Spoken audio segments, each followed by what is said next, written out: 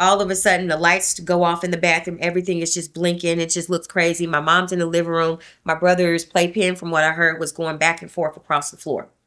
My sister's in the bedroom, and she's being hung upside down from the freaking bed, like reversed, upside down. So her legs are facing the ceiling. So we're all experiencing something at the same time. So we concluded that there's definitely more than one there.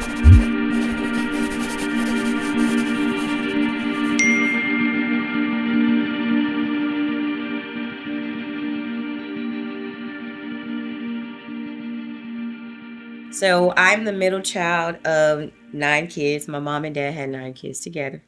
We're all born and raised in Kansas City, Missouri. We're all still in Kansas City, Missouri, still living. My mother and father, they have passed on. Okay. But we're still here. So the dynamic that I was raised in a very stable and structured environment. So there wasn't too much that we could do in our environment that would go unnoticed, with my parents. Everything that we did was disciplined to a specific schedule and way of living. My father was an only child. He's from Kansas. My mother was she's from Louisiana, Okay. but she was actually born in Germany. So she has dual citizenship and she's bilingual. And they came to Kansas City, had all of us, and I'm 6 girls, 3 boys. And my father was one of those men, alpha men that love to be in the field, very strong-willed, very territorial. He was very, very, very dominant in our household, and pretty much anything that went on in our household with him being in leadership, it was all about his direction. So we were very obedient. Sometimes to the point where it was unsettling how obedient we had to be to his word, but we didn't go against the grain of his authority. If that kind of paints a picture for our household. My mother was a nurse, my mother was a registered nurse, so we were decent. We were in a decent lifestyle. We, for 9 kids, you walk into our house, you don't know 9 kids live there. That's how strong-willed and disciplined and structured our household was. We were required to clean constantly. We couldn't have dust anywhere in our house. We couldn't have trash anywhere in our house. Everything was all strategically folded and organized in our home. So that just kind of painting a picture of our lifestyle, because you think with a household with that many kids, it's chaotic. Nah, it wasn't chaotic. Ours was very disciplined. We were not allowed to bring bees home from school. We bring a bee home, we got our ass whooped. That's how our lifestyle was. So being in that home, some things, it's just, if something unique happened outside of that structure, there was always a reason. Okay, there was an explanation from my daddy. Oh, this happened. This is the explanation. This happened. This is the reason why. But there was things that happened to us in our childhood in these houses that we lived in that we couldn't give no explanation to. Daddy's detailed explanation was not going to work this time. My mother, very beautiful, God rest her soul. She was very docile, very submissive. Anything that my dad wanted, she gave him. He wanted a bunch of kids. He was the only child. She gave him a bunch of kids. She was very, very, very submissive. But when it came to the dynamics of the household, she didn't have a lot of say-so in a lot of things. Again, like I said, my dad was very, very alpha male in our home. My mom didn't pay any bills. That's one thing that I was like, okay, there's some things and structures that he implemented that I use in my life now. But my mom was not allowed to pay a bill. She took care of us. She took care of the household. She took care of our clothes. She took care of the food. But she was not allowed to take care of anything that my dad felt like that was his responsibility, because it was a stag on his integrity. So he didn't feel like he was being a man if the woman had to step in and help you with something that you're supposed to be in charge of. So my mother, she played her role.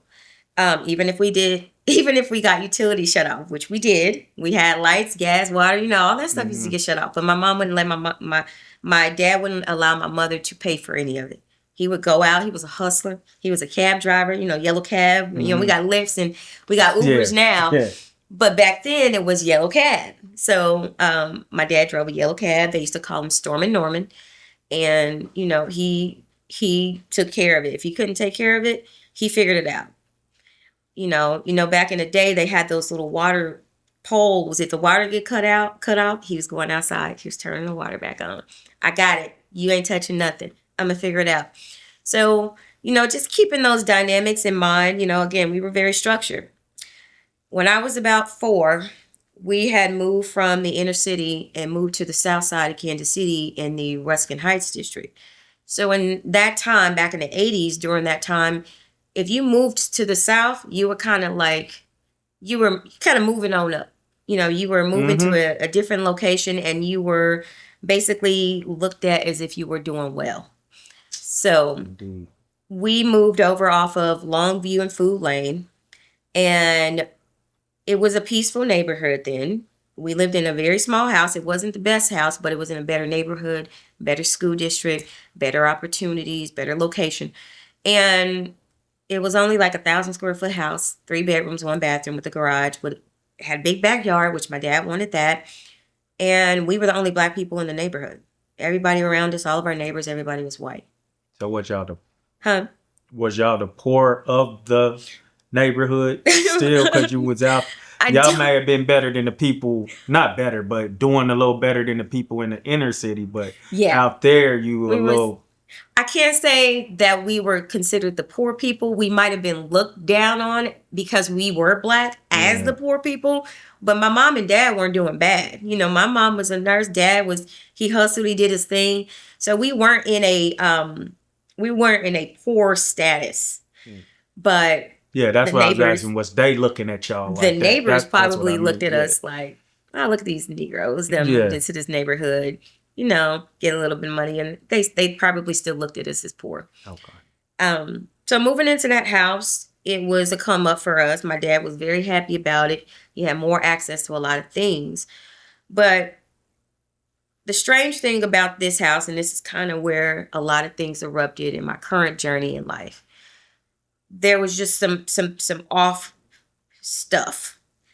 The very first day that we moved into this house, all of us in this station wagon. My mom was pregnant at the time. It wasn't 8 of us. It was 6 of us living, and my mom was pregnant with my sister Monique.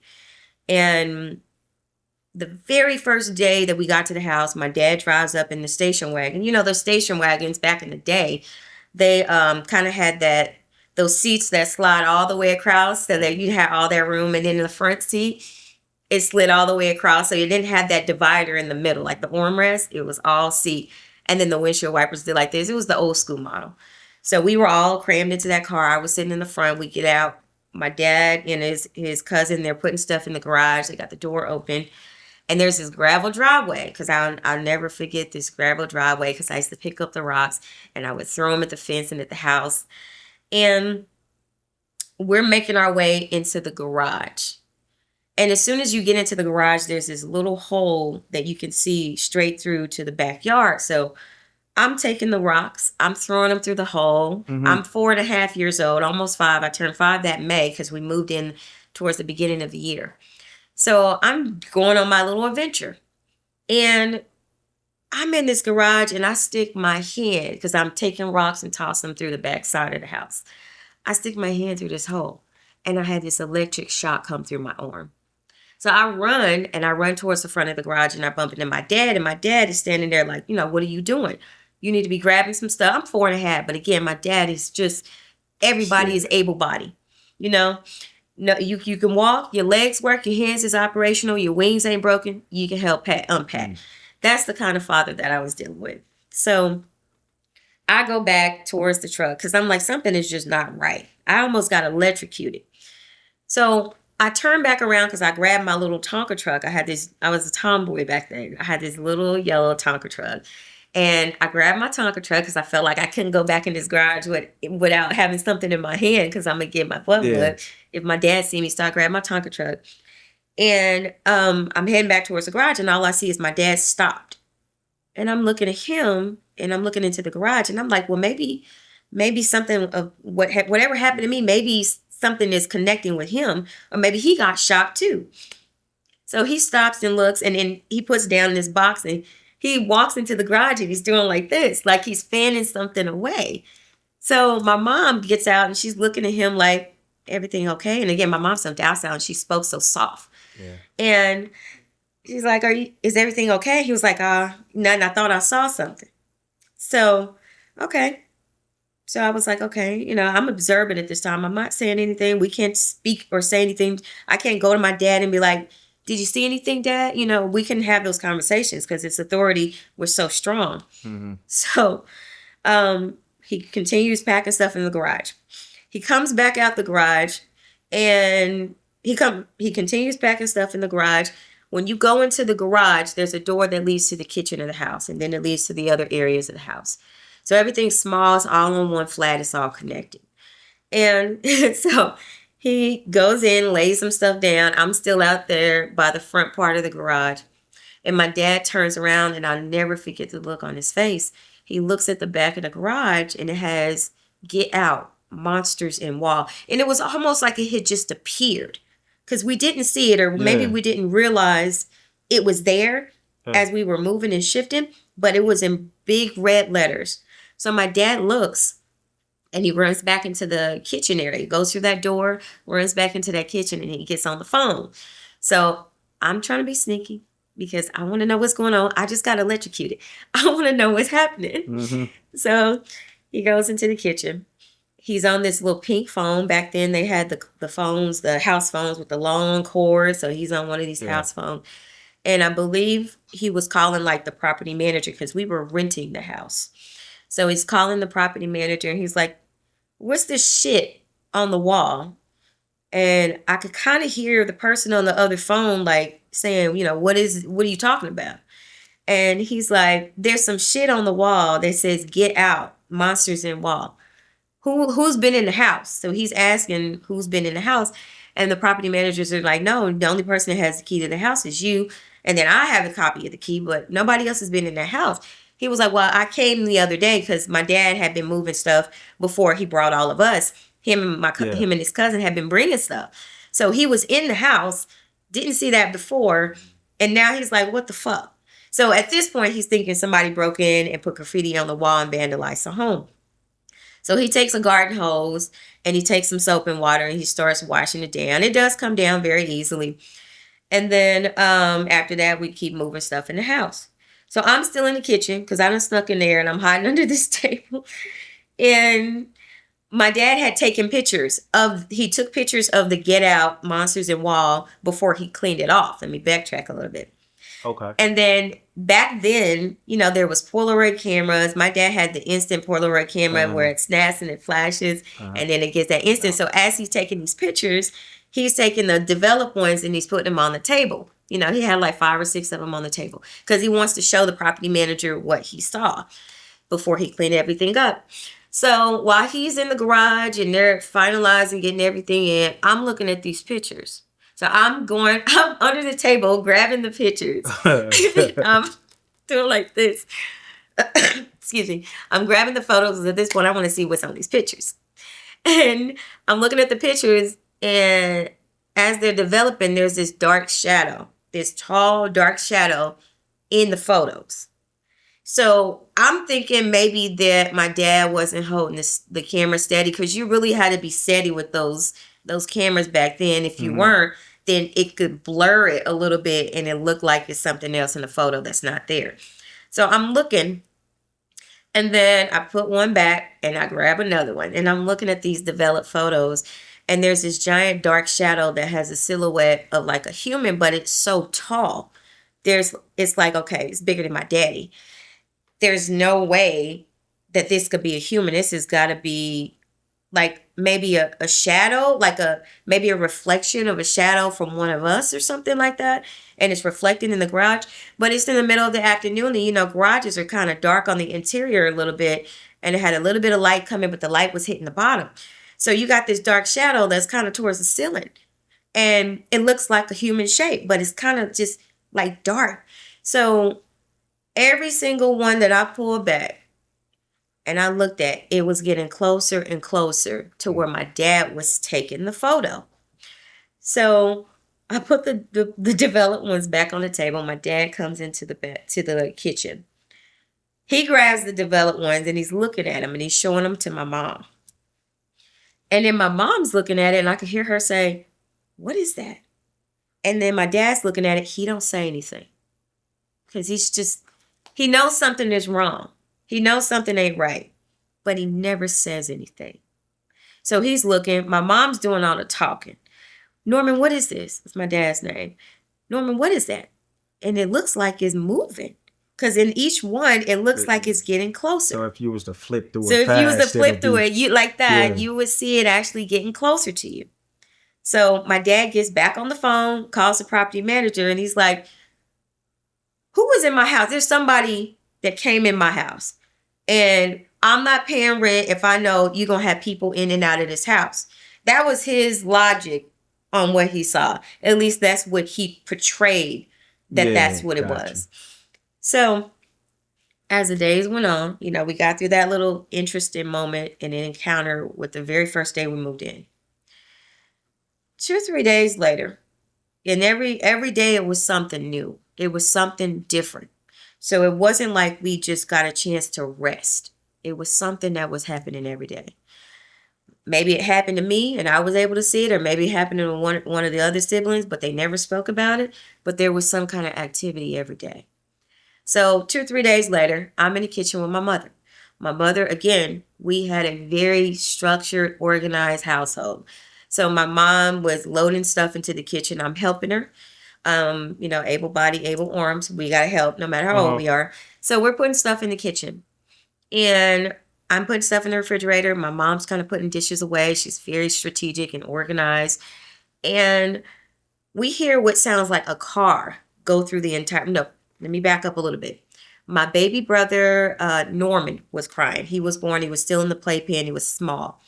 He starts crying. So my mom's like, "Come to the back with me. We're going to check on your brother." So we go to the back and we're in there maybe 15 seconds, 20 seconds. We weren't there very long. And we hear what sounds like a train or a car go through the house. The whole house shook. It just shook. So my mom runs out. She grabs my brother. My other siblings, they're kind of outside playing in the yard. There's a couple. My brother William and Bobby were in the backyard. Missy and Shelly, they were in the front yard. Melanie was in the room with Norman, so she was in there with us. So my mom grabs us and we go back into the living room. The living room and the kitchen are right across from each other. Everything is very small, very, very small. And we go into the kitchen. Everything that we put away is on the floor. Everything in the refrigerator is on the floor. Mm-hmm. Everything in the cabinets, the dishes broken, everything is everywhere.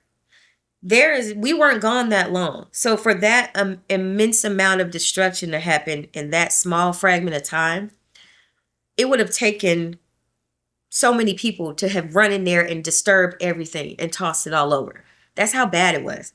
So my mom is looking like, "Okay, what the fuck happened?" And then she's looking for my siblings because during that time, again, we were very structured. So there's no way that we would do anything like that because we feared my father's wrath more than anything. For sure. So my brother, she looks out the window and there's a window that led to the backyard. My brothers are back there playing. My 2 older sisters, they're in the front. Melanie's with me. Norman's he's a baby. My mom is pregnant. So she's looking around like, what the fuck? And she doesn't say anything. She knows something is weird, but she starts cleaning it up. She wants to get it done before my dad gets home and sees the mess. So we're in the process of cleaning this mess up. Dishes broken. Everything is everywhere. Mm-hmm. My dad pulls up. So she's like, "Shit." So he comes in the house, and in the midst of us cleaning up, he sees everything all over the place. It's like, what the fuck happened? Who did this? And then my mom's like, "It's okay. We're just cleaning it up." He's like, "Who did this?" And my mom's like, "I don't know. I went to go get Norman, my youngest brother. And then we came back and we heard a loud noise." She kept telling him about this loud noise. He was like, "No, William did it, didn't he? Back then, we would call my brother Wolf because he had this orange hair and he just looked like a teen wolf. So we called him Wolf back then. She was like, Wolf did it, didn't he? And his hair was naturally orange? It was like a sandy brown look. Okay. So we called him Wolf. And he was like, Wolf did it, didn't he? And my mom was like, no, he's in the backyard with Bobby. They've been in the backyard this whole time. And she was trying to explain to him how fast everything happened. Like, we were in there cleaning things up, putting everything away. We go in there and then we hear this loud boom. She's trying to explain it to him, but he's just so dismissive of her explanation. It pissed me off because I'm like, I'm trying to make sense of it. My mom is trying to make sense of it. Now we got my dad just antagonizing the whole situation and making us feel like we're nuts. So my mom eventually just gave up trying to explain it. And my dad goes to the backyard. He grabs my brothers and beats them. He beats them.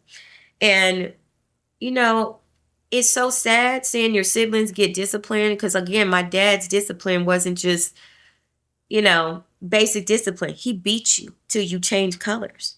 So seeing them get whooped for something that we know they didn't do, and it was like my mom, she had to go with his authority. So they get sat in the room, and I didn't really have a voice to say anything. I wanted to so bad. I'm so young, but I'm seeing everything that's happening, and it's like I want to explain something, but I know I couldn't. We didn't have a voice to say anything. Yeah. So my brothers got beat. We all came in the house, settled in, went about the next routine. We all had to come in. All of us had to come in the house, clean up the mess. My mom's almost 8 months pregnant then. So she's big. So we're all in there cleaning everything up. My brothers are crying. They all got welts all over them because my dad had a really thick leather belt and he just beat them with it. And, and I'm looking at my brothers. I was like, I know you didn't do it. And my brother's like, shut up. Because he didn't want my dad to hear me say that. So I was like, okay. I know you didn't do it, though. So that was another encounter. Again, stuff kept happening. Yeah. So we had another incident that took place. And this is like, I know my dad knows. Maybe this incident is going to be the icebreaker. Maybe he's going to believe us now. Because there was so much stuff that happened. I could tell you all day the incidents that occurred. But with this last incident, did you already... I know you was only 4, but you seem a little advanced at 4 to even be grabbing the pictures and seeing what's going on, seeing how this figure is getting closer to your dad. So with that in mind, when your dad's coming home and y'all in a hurry to clean up and stuff, did you already kind of know there was no way he was going to believe y'all? I knew he wasn't going to believe us, or he was going to force himself to not believe us. Because he wanted to keep the reign in our house, and he wanted to assert the control and the dominance. So if something is disturbing his kingdom, then he's going to figure out what it is. He's going to give an explanation to it. We couldn't give an explanation to it. So after that, I was like, and to kind of go back a little bit on how observant I was extremely observant.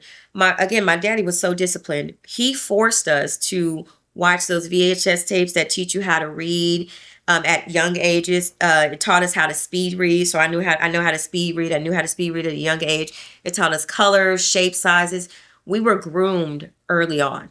Right. So when we went to elementary school, we already knew colors and shapes and word associations because we knew it, from having to be disciplined in it at an early age. But yeah, so seeing that stuff, it was like, okay, something ain't right. And he had to be on y'all because usually kids who are that advanced when they're in school, I'm not paying nothing because I ain't paying attention to this. I'm way beyond this. But he had to be on y'all for y'all to stay focused in school. For y'all not to be going in there like, teach what you on. Oh, yeah. Yeah, we were so disciplined. Yeah. We didn't fuck up at school. Yeah. It's not an option. Like I said, bringing home a B, you got your ass beat. We got it for C. B's is crazy. B's. He demanded perfection out of us. He kind of reminds me of Joe Jackson. Yeah, I was thinking that when he you kind of first reminds said me that. of Joe Jackson. He was very, very, very disciplined. He said, you bring home an A minus, I question you. But a B, that means you're not applying yourself. You're not paying attention and you're off. And that means you need to be reverted back to focusing.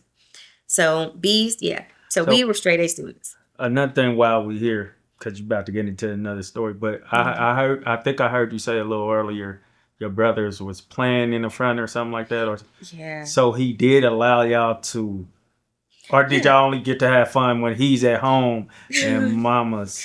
No, we were very active outdoors. He did like us being outside. Okay.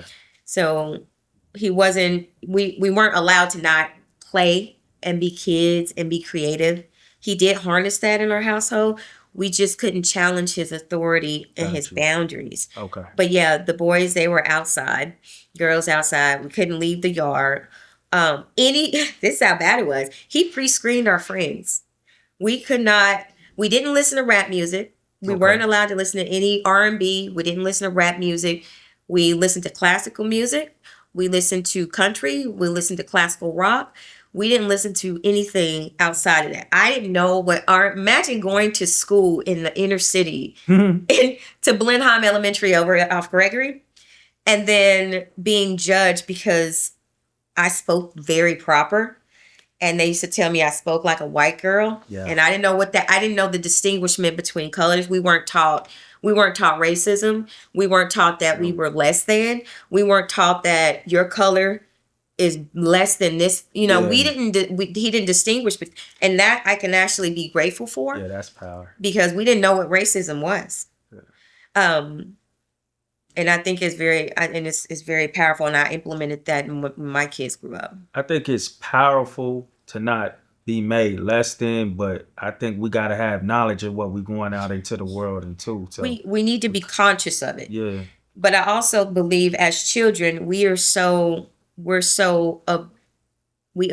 so many different things. Mm-hmm. So to penetrate their innocent minds with negativity at a young age is making them create these perceptions of life and distinction of what's good, what's not good, what's more favorable, what's not more favorable. The white person is more favorable than I.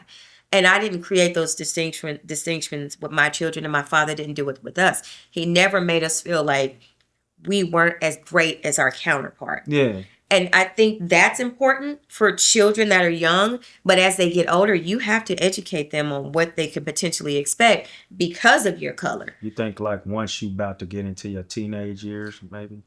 Towards right when you're in the middle school, 12. Right when you're anchoring yourself out. Okay. Anchoring yourself out of elementary school, because that's a little turning point, a social turning point. Mm-hmm. Then that's when you need to start having those conversations because you're going to start feeling it. But as a toddler, no. Got you.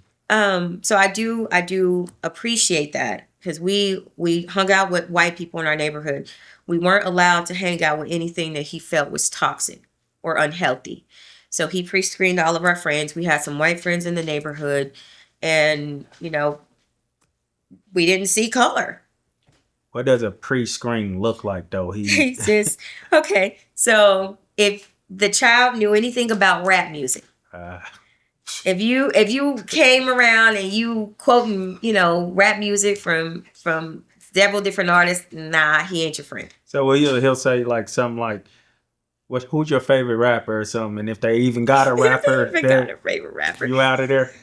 You're excluded. Okay, gotcha. So, but yeah, he pre-screened. He would talk to the kids and, let me meet your parents. We had to go. My mom and dad would go meet their parents. Yeah. He pre-screened everybody before we were allowed to play with them. Which was good and bad. And it's like, let us be creative. Let us enjoy. Let us connect. Mm-hmm. Let us socialize. But yeah, that was the dynamic that we were raised in. Fortunately, unfortunate. But yeah, in this house, it was so many turning points, and this was an opportunity for me to really see my father in a different aspect, and to also see my mother in a different aspect, because I saw her strengthen in some areas to protect her children and go against the grain of his authority to protect us. So there was an incident that occurred, and we just knew that he was gonna, he was gonna come around this time. So it's in the middle of the afternoon. My mom's off work. We're sitting in the kitchen. We're sitting in the living room. Huh? You still 4? I'm 5 at this time. 5 at this time. I'm 5. Let me back up some. So it's so many of us, and all of our birthdays are in June and May. Geminis and Cancers. So instead of having one birthday per person, we had all of our birthdays together. Mm-hmm. So at that time, I had just turned 5, and we all were celebrating. Matter of fact, it was this day. We were all celebrating, and my dad had went and bought candles, and he still had different celebratory type things that he did with us. He wasn't a no cake, no entertainment type man. Cake and candles, everybody's going to have everything on there for each one of us. So he would go in the backyard, he would grill. He was big on grilling hot dogs. And when he came around other people, you would just think he was the most charming person. He had such a charm about him. He was handsome. He had brown eyes. He just had this charming way about him. Mm-hmm. And he was very respectful and eloquent when talking to other people. Mm-hmm. When he got back in the house, it wasn't like he was a villain in our household, but it was don't cross daddy, you know. But when he talked to other people and the neighbors would come over and he would grill, he had this light about him that we didn't get to see that often. Yeah. So, but this day we were all celebrating our birthdays, and we were in the living room. We had a small living room. So we were all sitting down. My mom had hot dogs, potato chips, and we were sitting on newspaper because it was so many of us. So she put down newspaper, plastic plates, and paper cups, and we're eating off of it, right? So we're all sitting in this large circle, and all of a sudden we hear this rumble through the house. And just to give you an idea of this particular energy that was in the home, we used to call it it. We would know when it was coming. We would know what it looks like. We would know what it smells like. There would be this very grotesque smell. It almost smelled like raw, spoiled meat.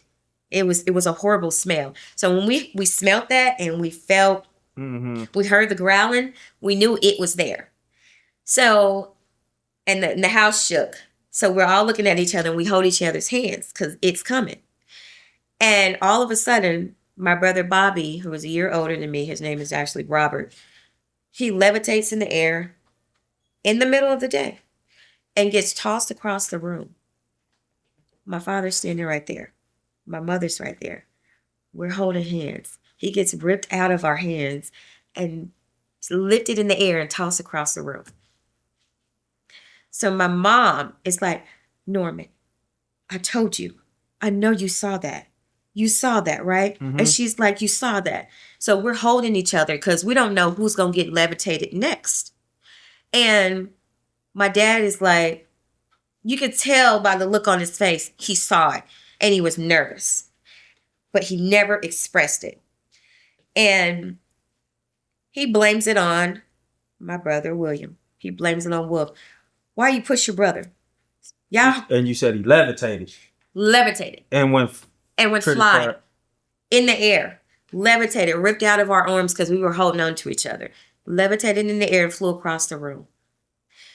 And we're like, we know you saw that. We know you saw that. But you're just going to pretend like this didn't happen. Okay. Then he blames it on my brother, Wolf. He's like, Wolf, why'd you push your brother? Stop pushing your brother. My other brother, Bobby's all the way on the other side of the room crying. So he blamed William, then blamed Wolf? He blamed my brother, William, who was still over there with us, for my brother, Bobby, being all the way on the other side of the room. So William's like, I didn't do it. He's like, I didn't do it. And then my mom is like, he didn't do it. He didn't. He didn't. We were standing right here. My brother got a whooping. So there was so much that went on in that house to the point where there's so many stories. There's so many incidents. I ended up having an encounter that was so bad. It put me in the hospital. And this day, It was in the afternoon. We were home. We had those floor model box style TVs. And back then they had those little knobs and you had to put the antenna on top of them. So we have to move it just right so that way you could get the right signal. So back then I was addicted to Alvin and the Chipmunks. So it was Saturday afternoon, all the cartoons are on. And I could see Alvin and the Chipmunks kind of going through the little static on the TV. So I'm up there like, ah. And then I'm on the top bunk because in the girls' bedroom, it was the boys' bedroom, my mom's bedroom, and then the girls' bedroom. And we all had bunk beds in our room. So me and my younger sister slept on the top and the older sisters were on the bottom. So I'm at the top. And in the bedroom, there's a window. And the window is kind of split a little bit because it's a little bit lower to the ground. So we got like the top half of the window. So I'm up there ready to watch my cartoon. And all of a sudden, I can smell it. It's coming. There's this cool breeze and it is so cold to where your hair stands up. It's such a cool breeze. And I knew it was there. And I said, okay, maybe if I pretend like I'm not here, maybe if I pretend like I'm not acknowledging it, maybe it'll go away. So I just kind of sat there still. And I sung the song, Alvin and the Chipmunks, We're the Chipmunks, and pretended like I didn't know it was there.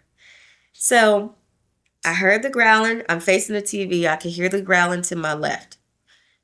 I pretended. I still kept singing the song because I was like, maybe if I keep pretending, it won't know. And I can sneak down the stairs and go over there with my siblings so that way I can get to safety. And I'm trying to get down the little stairs on the bunk bed. And it pushes me. And it pushes me. And it launches me. The doorway was kind of cat-a-corner. So it launches me into the door. I hit my head on the corner. And I slam and fall. And I hit my head on the Tonka truck. So my sister, remember I told you have to adjust the antenna a little bit. So my sister had just adjusted the antenna. But she was standing in the doorway the whole time. Fear. Yeah. Fear on her face. I flew, I hit the door, I fell on the Tonka truck. Blood is coming down my face. I could taste blood. It was in my eyes. My sister runs and grabs my mom and dad, and they come into the room. And my dad had just kind of paced back and forth, so he saw my sister when she was coming out of the room. So he had kind of assumed that she was in there with me. So, and she was for a smidget just to kind of adjust the TV. So he had seen her come through the room. So when she went and grabbed him, he automatically thought that she had something to do with my injury. And I had blood all over my face. I have a scar. It's not as visible because I've had to get surgeries over the years. But I have a scar that required 8 inches and I have blood everywhere. They took me to the hospital and they end up stitching me up, bringing me back to the house. And my mom and dad are in the room arguing. And at this point, she's like, something's not right. And she's so soft-spoken. See, I never heard her yell, ever. She's so soft-spoken. So she's telling him something's not right. And he gets up, grabs his belt, and goes and beats my sister. And I can hear him beating her. And I'm mumbling. I'm like, I got all kinds of stuff wrapped around my face because I had gauze and I had this mask thing they put all around me and this thing all around my head. So I'm trying to mumble, it wasn't Michelle. And I'm telling my mom, Mama, it wasn't Michelle. It wasn't Michelle. Excuse me. And I could just hear her getting beat for something she didn't do. So I'm in my mom and dad's room. My dad eventually puts me in the bunk bed back into the room. I'm screaming because I'm like, I don't want to go back in there. I don't want to go back in there. And my mom's like, just leave her in here. She just got back from the hospital. Can she sleep with us? He's like, no. He puts me back in there and puts me in a top bunk bed with my sisters. So me and my younger sister, we're at the top. We are a year apart. We're kind of all stair steppers. My mom and dad had us 1 year after the next. And we're at the top. My younger sister, she's crying. And I grab her and I hold her. I just got home from the hospital. But I know she's scared or something scared her. So I'm holding her. My older sisters are at the bottom. And during the same time, just about every single night, there was this growling on the outside of the house. It was almost like it was emanating in the walls. We would hear it in the walls every single night. And it would say, get out, and growl. And it was so intense. And I'm like, how do you keep us here with all of this going on? How do you keep us here? Our dreams were so bad. It was starting to affect our dreams. It was almost like, deja vu. We would have that constantly. We would have these terrifying, terrifying dreams. Every single night in the garage, my dad had to put the garage door down because every single night it would come up halfway. We already knew what it was. He would blame us. Stop putting the fucking garage up. We didn't know how to do none of that. We were so little. Yeah. We didn't know how to pull up a garage. But he would blame us. They keep putting up the garage. We didn't do it. The red writing that he washed down in the beginning, he kept washing it. He probably washed it down maybe 5 more times. It kept coming back. He just kept it up there. He tried painting over it. It kept coming back. So he just gave up. The part that became a turning point, well, it was another issue, was when I wasn't in school at the time, even though I was advanced. My mom and dad didn't want me to start school until the younger ones started school. So they wanted us all to be in the same grade. So even though I was a couple years older than them, they wanted us all to start school together. Okay. So we were not in school. So, I've already turned 5 and get ready to turn 6. I need to be in somebody's elementary school. So my younger sister, my older sisters, Michelle and Missy, they were in school, and my brother William was in school. And when they would go to school, they started having injuries on them, scratches, bruises, warts. And at this point, we don't know if it's from my dad or from the encounters. Yeah. But they had scratches all on their neck. They would have bruises all over them. So what happens in a district when their children are coming to school like that? DFS gets involved. So DFS called the house, talked to my mom, and said, we got reports from some of the teachers that the children have injuries on them. And by law, we're required to investigate it. So my dad brought us all into the living room and said, these people are going to come to the house. Yeah, don't say shit about what you've experienced. He never said what we experienced, but he said, don't talk about it. Don't tell them anything about y'all getting whoopings. Don't tell them anything about what you guys have experienced. I want you guys to say everything is fine and we're happy. So, okay, Daddy spoke. What do? We got to go with the flow. We got a lot of these people. So all these people were coming in the house. They came 2 months straight. Somebody came in the house, except on the weekends, every single day. And they would come during the certain times after school. They would come and sit and just observe the dynamic. And, they would sit for like maybe 30 minutes and observe the dynamic. And we would pretend that we didn't see shadows. Mm-hmm. We would pretend like there wasn't a dark shadow standing behind the caseworker. Excuse me. And we would have to pretend like we didn't see it. Even when we were experiencing stuff in the rooms when caseworkers were in there talking to my parents, we would have to put on this front. And it was so hard not to cry when we were in the bedroom and I was playing with some Legos. And all of a sudden I got drugged from the bunk bed all the way into the closet and the door slammed. So I'm in there crying because I'm trying to get out and I'm banging on the door. And then I can hear the caseworker in the living room like, what is that noise? My dad's like, oh, they're just playing. They're very, very active. They're playing. And then he comes back there and he's like, what are y'all doing? He's like, settle down. And he opens the door. He grabs me and tosses me across. And then my older sister, Melissa, was like, something grabbed her and drug her in the closet. She's trying to talk soft because she didn't want them to hear her. And he was like, y'all better settle down. And then, at this point, it's like, it's getting crazy. How long are we supposed to go through this? Yeah. This is crazy. So eventually they closed the case and, we got back to our normal routine. Fear and basically it was just fear. We couldn't have fun because we were too afraid to. And as the time went on, things kept happening. Occurrences kept coming. There was one time where you remember that game, the jacks with the ball, Yeah. the little jacks ball. Mm-hmm. My older sister Misty, she was phenomenal at that game, and I used to think she had some kind of sorcery because she was so good at it. And one time we were playing hide and go seek, and in the kitchen I was the person that was seeking, everybody else was hiding. Melissa she didn't want to play with us because we were younger. She's about 9 years older, so she didn't want to play with us rents. So she's in there playing jacks. And I'm done counting. I'm getting ready to go find my siblings. And I turn around because I heard her stop bouncing the ball, which was weird because she usually goes for like 30 minutes or an hour. She'll keep doing that. She'll just keep going. She'll start over. She'll catch them all and keep going. So I heard the ball stop. So I turn around. She has, and she's got big eyes too. She has this look on her face of fear. And then I look over to her left, my right, and the jacks and the ball are spinning in the air. She takes off running. Then the jacks and the ball just kind of drop down and disperse on the floor. Then I took off running. Because at this point, it's like, okay, they're getting more and more aggressive. Mm-hmm. So as some of the time went on, my siblings and I still kept getting injuries.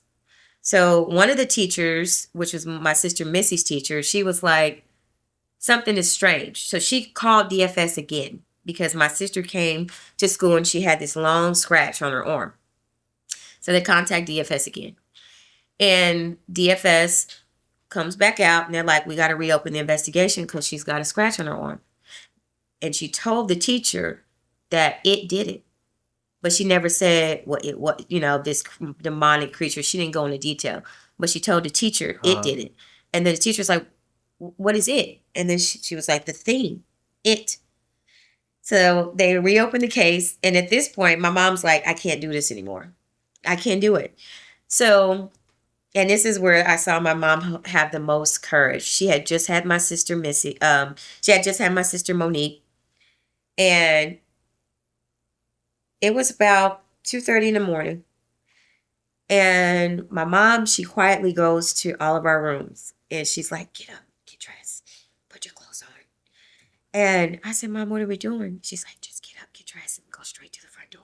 And she's whispering, get up, get dressed, go straight to the front door. Don't say anything. So I'm like, where's Daddy? And she's like, just go. So we're all getting up, getting dressed, not really even getting dressed. She just wanted us to go. So we went, we got our pajamas. I didn't have any shoes on. I'm like, where's my shoes? She's like, just go. So we're all by the front door. And my mom, this is what she told my dad. If you're coming with us, you can come. If you're not, you stay here. So he looked at her according to what she said, and he rolled back over and went to sleep. I had never seen my mom drive, ever. Whoa. Never seen her drive. She gets in the car in this station wagon, and she's got the baby in the car seat, all of us in the back, and then on the additional seat, the boys in the hatch. And we left the house without my father. We didn't take anything. No clothes. All of our photos and pictures and childhood memories, everything stayed in the house. And my mom left, and I remember us pulling up to my Aunt Joyce's house, and they're whispering. And they're like, come on. Like, we got to hurry up before the big bad wolf knows that, we made this move. And we go to our Aunt Joyce's house, and we stay there. My dad finds out where we are. And, at this point, my Aunt Joyce hated my father. So they always argued. It was very disdain. I could hear the few days that passed, my aunt and my dad came to my aunt's house, and they're arguing. And she's like, you're not taking the kids. Connie's not going back to that house. I'm not going to do it. Over my dead body. They're not going back to that house. And then that was the time that we left. We never went back. We ended up moving. Now, my dad eventually came back to the family and we found a new house. But we never went back and we never took anything with us. It was crazy. It was crazy. And being in that house and being silenced the way that we were, it was traumatizing. The part that was even more traumatizing is the fact that we didn't know who to tell. Mm. Who could we talk about? Who could we Yeah. we still felt like we couldn't speak on it even until adulthood. We still felt like we couldn't have this conversation. When my father passed away, it was the best part of my life because we were sworn to secrecy. He passed away in 2016. And when he passed away, I felt the oxygen come back in my body.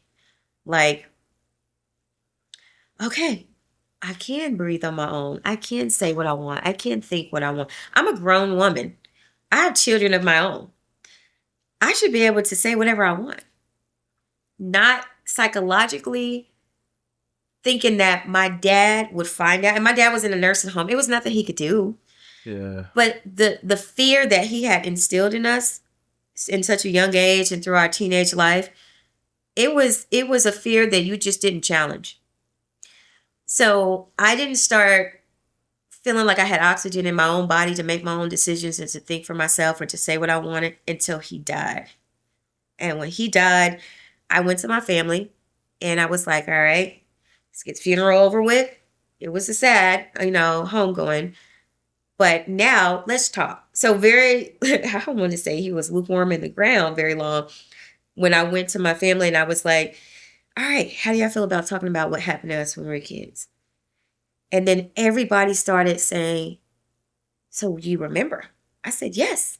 I almost thought that I was imagining that. Like I created these scenarios in my mind and maybe it was a dream that I had.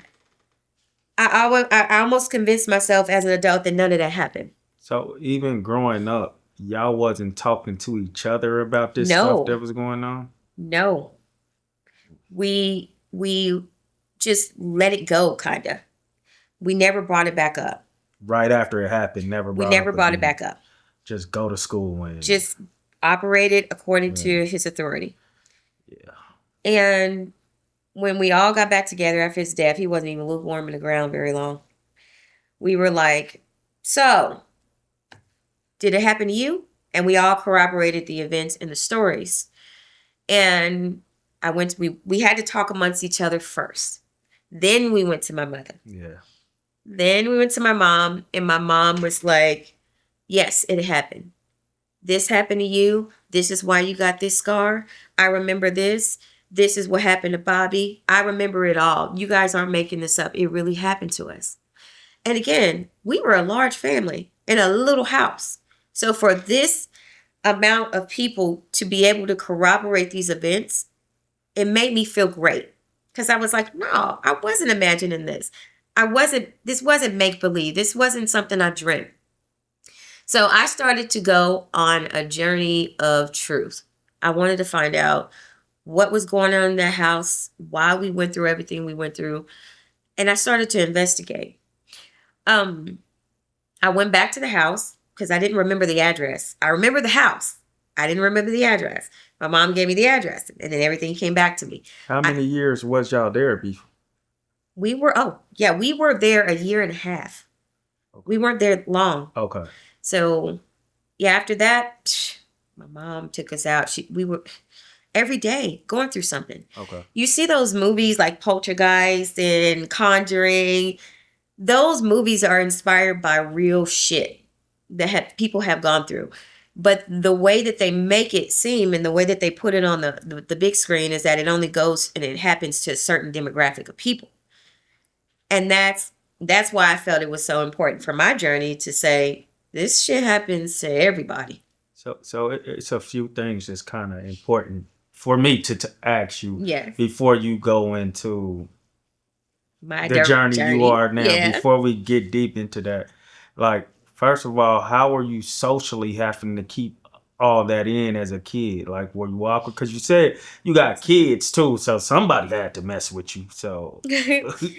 Yeah, socially, again, my dad's wrath was stronger than anything. Yeah. So we never spoke about it. I had a best friend. We were best friends since first grade. Yeah. And still my best friend till this day. She did not know about any of that until a few years ago. Well, when I started doing my investigations back then and taking it serious. But she never knew. We couldn't talk about it to anybody. I felt like my dad was everywhere. So I'm asking you, like, was it making you awkward, period, as far as like just having a life outside of what was Outside of going what we on? went Yeah, through, like that could you trauma. talk to people, period, about it? I could still speak to people. It wasn't, we were trained to put on this face. Yeah. So I was so used to putting on that poker face, you would never know what I went through. Internally, it was difficult for me because I felt like I wanted to tell somebody. I wanted to be able to relate to somebody. Maybe somebody else was able to, maybe somebody could provide an explanation for me about what I went through. Or maybe, just having somebody to listen and say, I believe you. I didn't do it. It was an internalization that I kept. So did it make it hard for you to understand the plight of the other people because of what you were going through? Like if kids say, "Oh, I couldn't have ice cream, I got in trouble," or something like that. I don't know. Oh, just relate to the common things did it that make people it hard for you to relate to the little stuff we would complain about? Yeah, it did. Yeah, it did, because I have this mentality now is no excuses. We were not allowed to make excuses. You couldn't say the word can't. Yeah. It was not a part of our vocabulary. So when I hear people complain about little shit, I just be like, suck that shit up. That ain't nothing. I have this mentality, and I've had to be a little bit more softer because I've been trained to believe whatever you're going through ain't that bad. Suck that shit up. Keep it going, because that ain't nothing. Kids would complain about little stuff. I didn't get the new pair of Jordans. Jordans? What? We never had Jordans. Yeah. We looked nice. We were dressed nice, but we were not labeled children. Mm-hmm. So the little stuff, it was hard to understand how a kid did not get an A. How did you not get an A? What's wrong with you? Are you slow? Did you not study? I would have that mentality towards other kids, like, you got to be stupid, or maybe your mom and daddy doesn't care. So it made you a bit judgmental. It made me extremely judgmental. Yeah. Because at this point, it's like, there's no way you can't do it. You got to be able to be successful. Success was embedded in my brain. So it made me very judgmental. Even in elementary school, I was on principal's honor roll. I didn't understand how kids could not be, because if you did it the way that I did it, you would have it. You would be a teacher's pet. You would be the child that had all the stars. The one that was on, I think I was on Kansas City 5 News for being the smartest kid in the district and having perfect attendance. And I was in Who's Who. I was very, very academically, like, starred. But that was because of all of the control and discipline and the preconditioning that I had to go through. So yeah, it made it difficult. When I went to school, I was very meticulous. Mm-hmm. I wanted to socialize with the kids and have fun, but it was work first. Teacher says, raise your hand. Who knows the answer? I better know the answer. I knew the answer. Anybody besides Marie know the answer? Anybody? I was that kid. So if work was done in that manner, it's okay. You can give yourself permission to go have fun.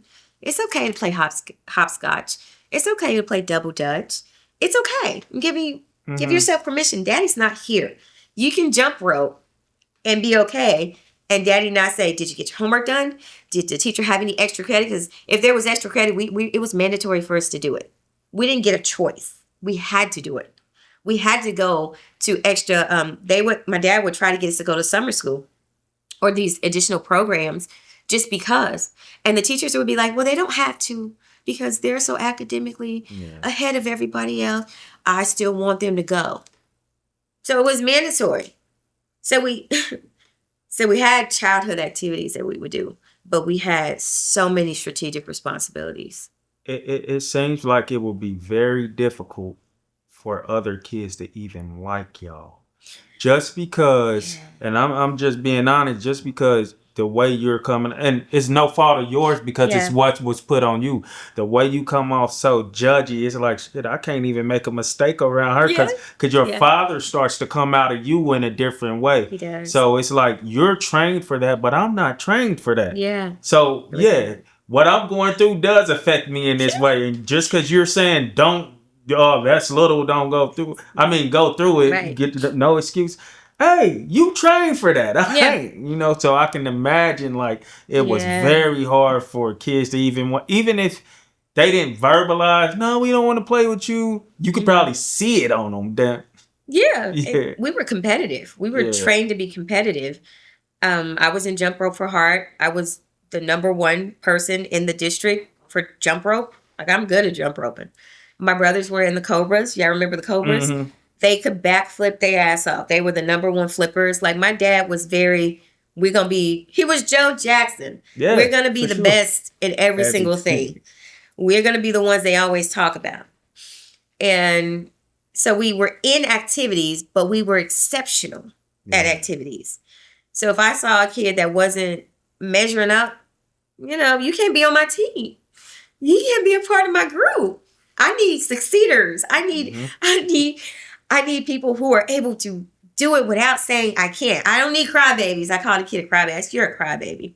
You got to go over there. You can't play with us because you're a crybaby. I didn't tolerate crying because we weren't allowed to be emotional. So you beating them the way So your dad was beating you. I'm keeping that same mentality, and I'm noticing it even as a child. When I'm getting older, I went to college, I went to high school.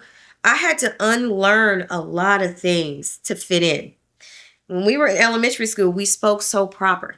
We were so eloquent, and we still have a little bit of eloquence to us. We've had to condition it away a little bit. But when you go to the school and yes, hi, my name is Marie Jackson, and they're like, why do you talk white? And I'm like, what do you mean? Why do I talk white? What do you mean? I don't speak white. Yeah, you talk white. Why you talk like that? And I didn't understand that I couldn't relate to them not pronouncing their words all the way. Right. I couldn't relate to that. What they had to explain to me what certain things meant because I didn't listen to rap music. Yeah. So the expressions and things that they understood and the way that they could connect, I couldn't connect. So they call you Bootsy and you don't even know what Bootsy is. What is that?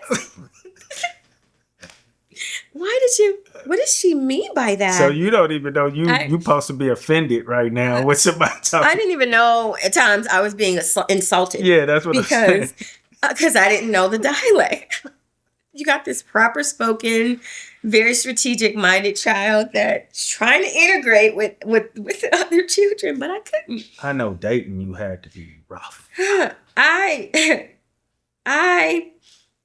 Okay. As I got older, and I ended up actually having 2 kids at the age of 17. I got 2 girls. I was telling him I went to my daughter's college graduation. She just graduated from Sam Houston University. She's an educator. And she was my oldest. She's 25. And then I have a 24-year-old. They're Irish twins is what they call them. So I was on a mission of rebellion. I wanted to go against everything that I was taught because I questioned it all. My dad was so pissed when he found out because I was in collegiate. I had a 4.5. I was going to go to LA. I was going to go to UCLA to study cardiology, but then I had this phobia of blood. That's why it was funny you said that shit because I started realizing that I have a phobia of human blood, not necessarily animal blood, but human blood. Oh my God. So I opted out of that. And then I ended up getting pregnant. And I had my first daughter, and then I ended up having my second daughter. My dad was so pissed, and I was so happy. I was so happy because I said I did something bad, and he has this whole idea that I'm going to be the number one in the family to go to college and have this collegiate. I was so happy to do something bad. And I ended up having my daughters, and my dad was pissed and kind of wrote me off. And I was like, I don't care. I ended up getting my first apartment when I was a little over 17. I had to forge my birth certificate so I could get the apartment because you had to be a certain age. So I lied and said I was a certain age, forged my birth certificate and all that. I was smart. I knew how to do that, manipulate that shit. So I ended up having my kids, and then I brought my baby sister with me. She was living with me. I'm a teenager. I got kids. I'm living in this apartment by myself, paying bills. I went and got a job, and I just went against everything, and it felt so good. But dating wasn't difficult. And I was told I was cute by boys, but I didn't know I was cute. And I didn't care that I was cute. Okay. So it didn't register. So when boys would come up to me and say, "You're so pretty," huh? Because we didn't have that compassion in the household. We weren't told, "You look beautiful," by our dad. "You're a beautiful little girl," Yeah. It was go get dressed up and don't get dirty. So when boys would come and say that to me, it was registered like, "Ew," stay away from me, What you on? But they would think I was so cute, but I didn't see it. I didn't care. I wasn't trained to see it. So as I got older, I started to, get a little bit of a friend circle. And one girl, her name is Amanda, and she's my best friend since that timeline, since elementary. And she came to me and she was like, "You do know that you're cute, right?" And I was like, "What do you mean? You're pretty. We're pretty girls." And she was pretty, light skin, long hair. Back then in the 90s, that was a thing. Mm-hmm. So I was like, okay, cool. What does a cute girl do? What are the operations? Crazy. What is the code of, ethic? But, and then as I got a little older, I started to realize, oh, cuteness comes with benefits. So let me figure out how to use it. So, but I never really just used it as my leverage in life. I never did that because I just wasn't that person. And I was very tomboyish. So I never wore dresses. Even when back then, I never wore dresses. I always wore pants, little tights, never dresses. I didn't start wearing dresses until I was in my early 20s to be comfortable in a dress. Yeah. Until I was in my early 20s. I didn't wear makeup. I didn't wear lashes and makeup and lipsticks, and I didn't do none of that. I was cute, but I didn't entertain any of that stuff. So as I got a little older, I started kind of coming into my femininity, and okay, all right, it's okay to be soft in a girl, and I got daughters at this time, so I got to learn to be a different version of myself for them. So then I started developing this feminine mindset and feminine lifestyle, more of a softer discipline, because I didn't want to have that strong arm discipline like my father. And I noticed when I was rearing my children at a young age, I was like that. Mm-hmm. And I was very, don't bring home a bee. What's wrong with you? Was you sick that day? You had something going on? It was very strategic, and my kids kind of adopted that. And then I had to change it because I was like, I feel like my dad. Yeah. I don't want that. So I started to change and transition and start calming down a little bit. No more yelling. And it wasn't even me yelling. It was just more of a look. Because the same look my daddy would give me, I give him that look. And it was an unspoken conversation that we would have. So I had to let them have a little bit of a voice, because I had to realize what you went through was difficult. You didn't get to speak. You're not going to take these kids' voices away. You're going to let them have a voice and say what they feel, what's on their mind, and you're going to show organic love. Because you didn't get that. So every chance that I get, I hug my kid. I love you. How was your day? What did you do today? Oh my goodness. You don't like that girl? I don't like her either. It was bonding. Yeah. And I didn't get that. So it felt so good to have this. And me and my children are very, very close. We share everything. They're still, they ain't my best friends. But we are very close to where they're comfortable with having conversations with me about different things that they're going through. I let them have a voice. They're very supportive, because I know a lot of people say, how do your kids feel about what you do? I mean, she reached out. So, yeah. My daughter, my daughter's the one that reached out, but they love that I'm living my journey and in my truth. And they are so supportive. They're so supportive. I have events and things that I do. I do investigations as well. I do paranormal investigations.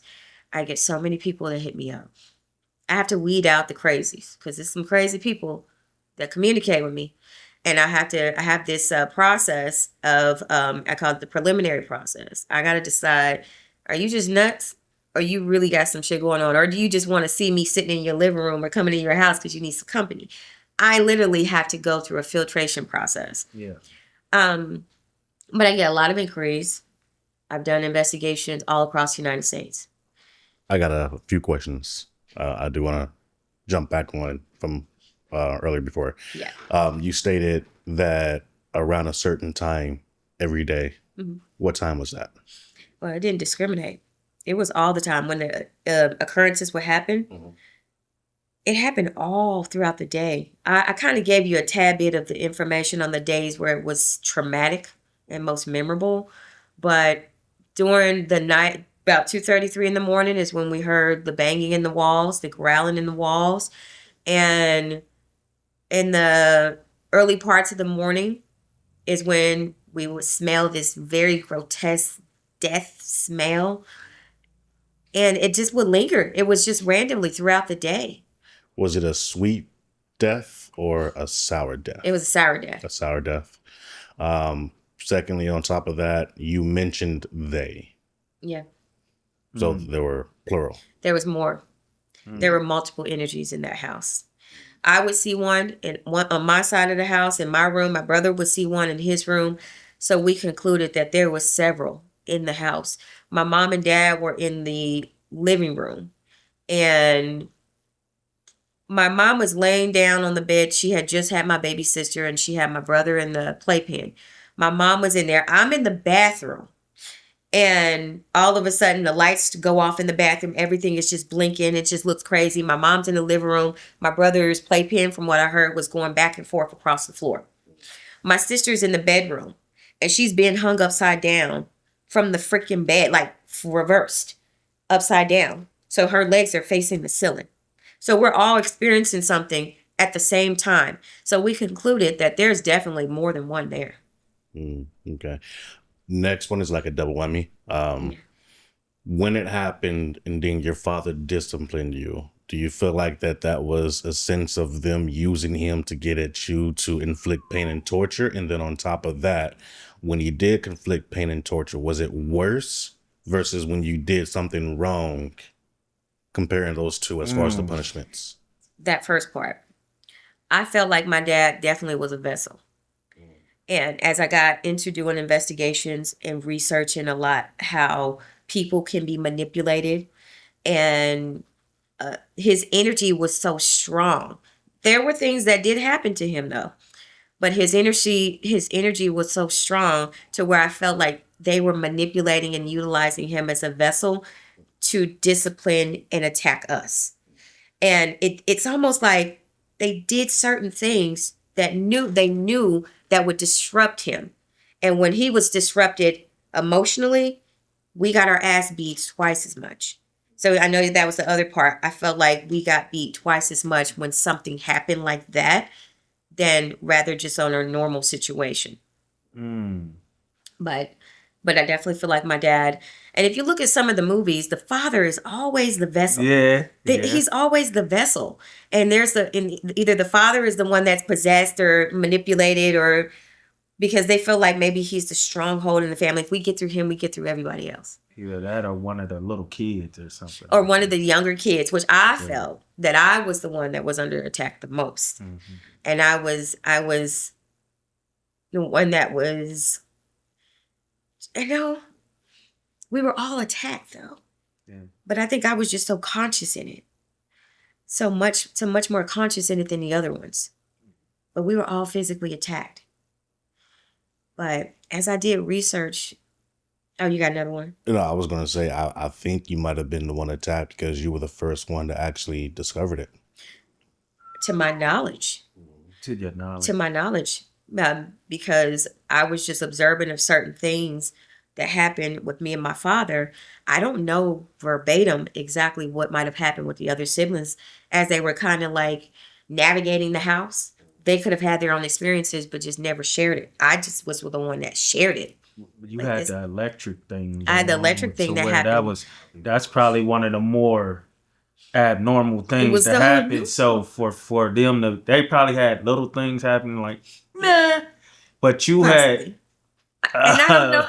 And like I said, we were so afraid of my dad. Yeah. I don't know if Wolf was always rescuing me. He was always, my brother William. The one that told you shut up?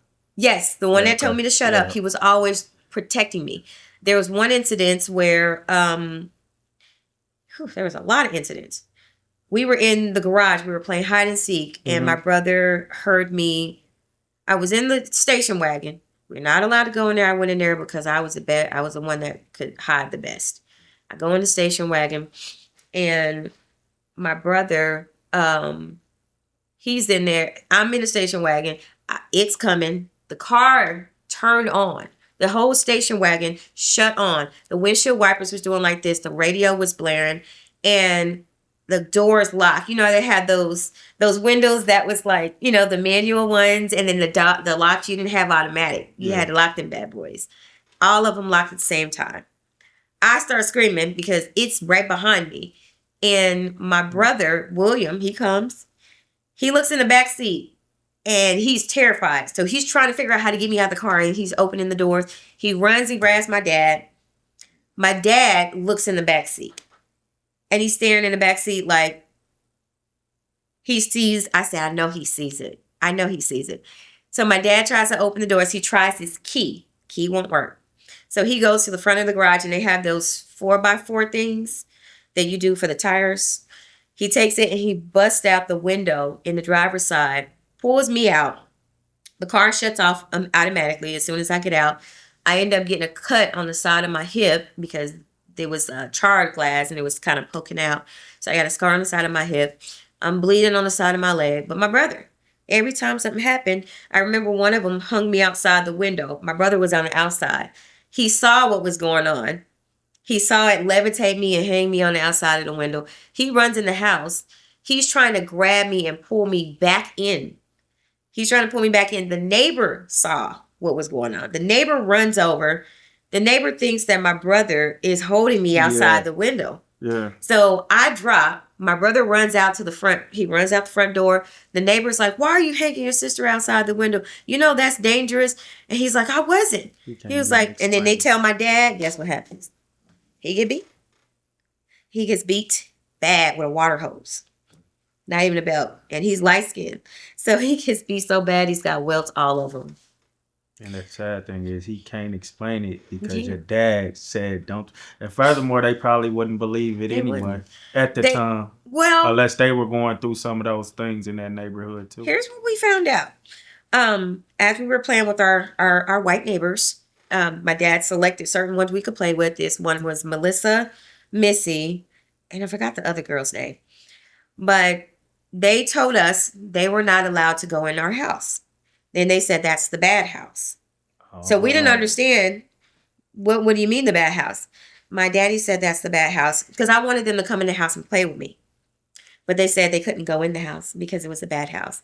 So we didn't understand what was going on, but we knew that we never had friends inside of our house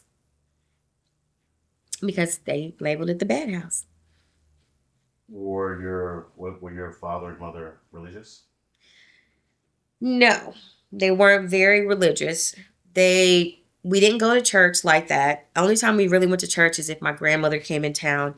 Then we would go to church, and my dad was the only child, and my grandmother, she was very Baptist. So that's as much religion as we got. We were in Bible study. When my grandmother would come, she was very, very, very strict. So we were in Bible study. We were in church all the time. That's the only person that I could say knocked my dad out of his place was his mom. Mm-hmm. She was just as strict. So, and she was older. My dad didn't start having kids until he was in his 30s. Yikes. So he was older.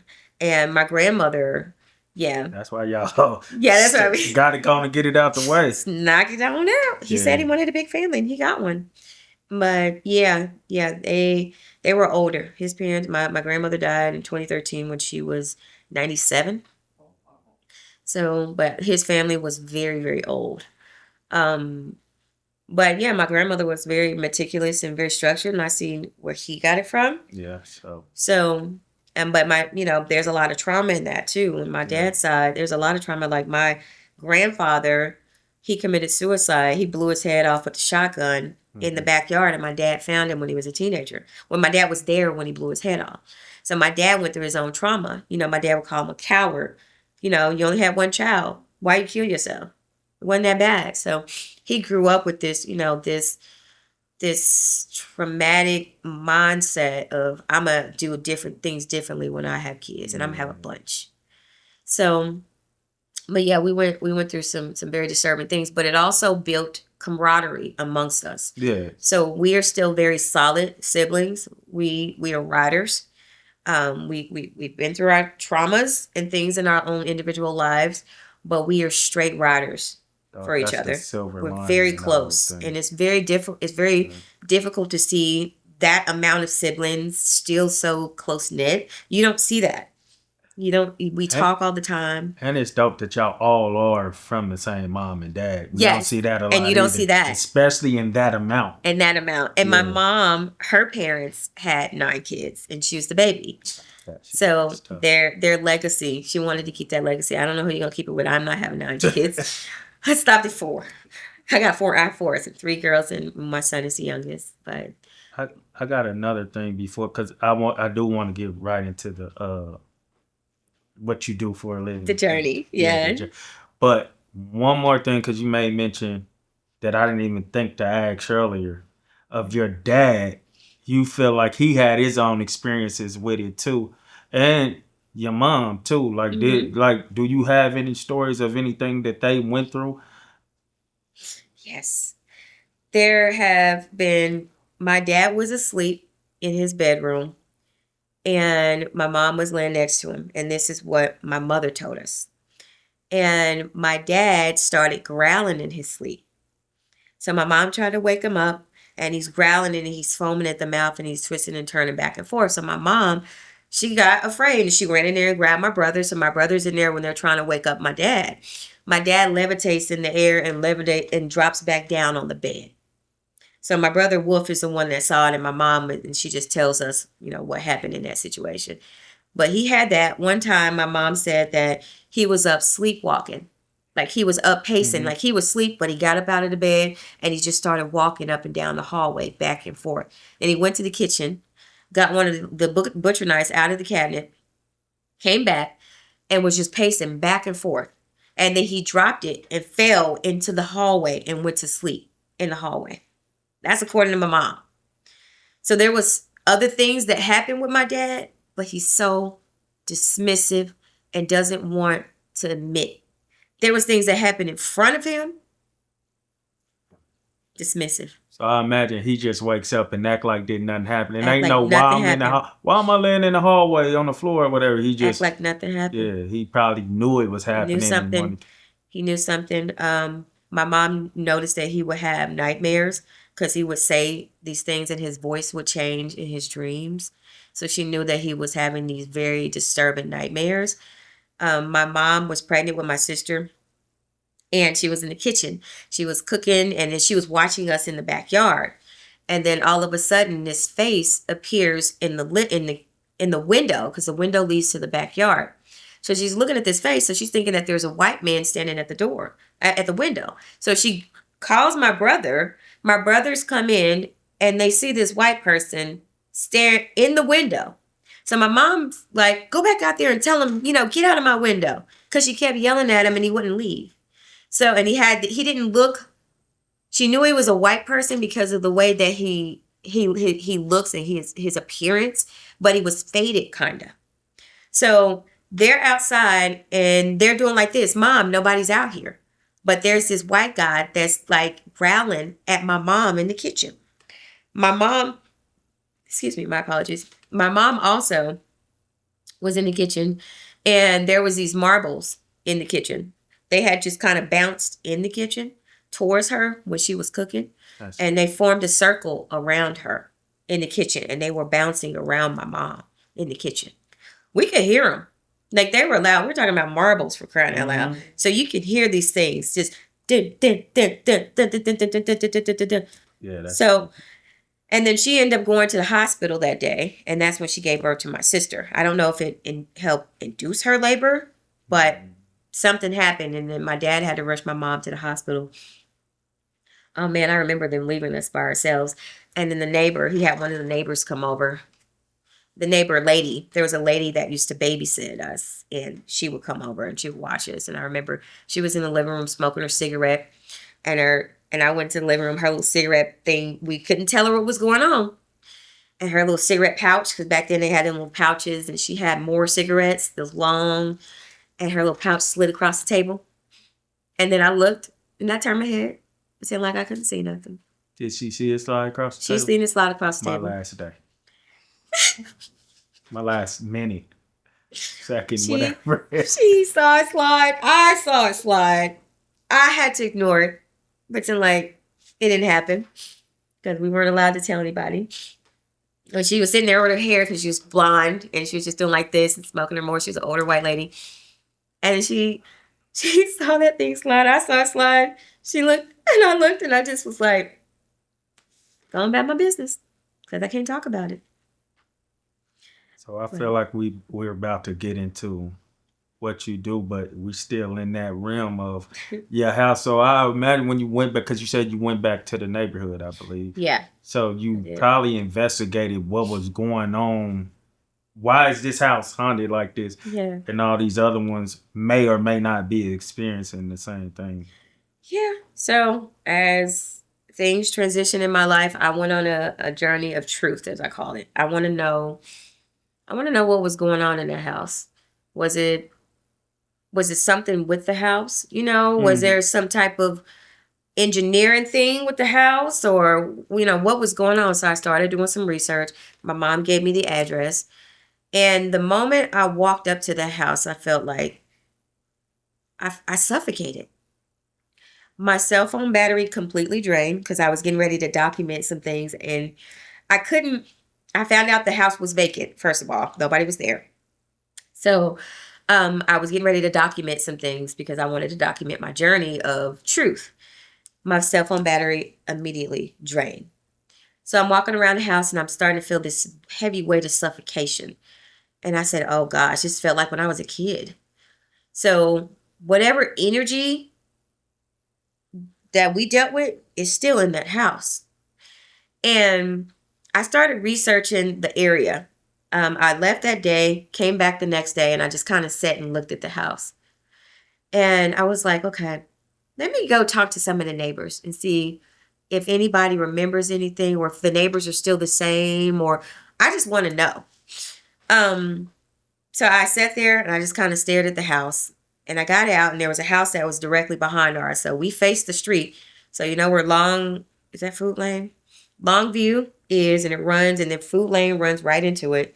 And then there's a strip of houses that's facing the street. Mm-hmm. So there's a house directly behind it, and we never paid attention to it back then.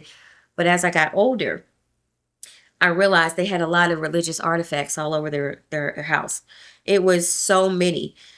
It was in the windows. It was in the driveway. It was in the front of the house. It was in the back of the house. They had crosses and crucifixes everywhere. But we didn't understand why. We thought it was just the way that they decorated their house. Because you know how some people, they have gnomes and yard things. Yeah. We thought this was just their decor. When I came back in 2016 to that house, it still had a bunch of religious artifacts all over it. So I walked up to that door and I knocked. An old white lady comes out. And I say, hi, this is awkward. How do I enter this conversation? What do I say? I didn't rehearse this. So how do I enter this conversation? And I said, I just want to introduce myself. My name is Marie.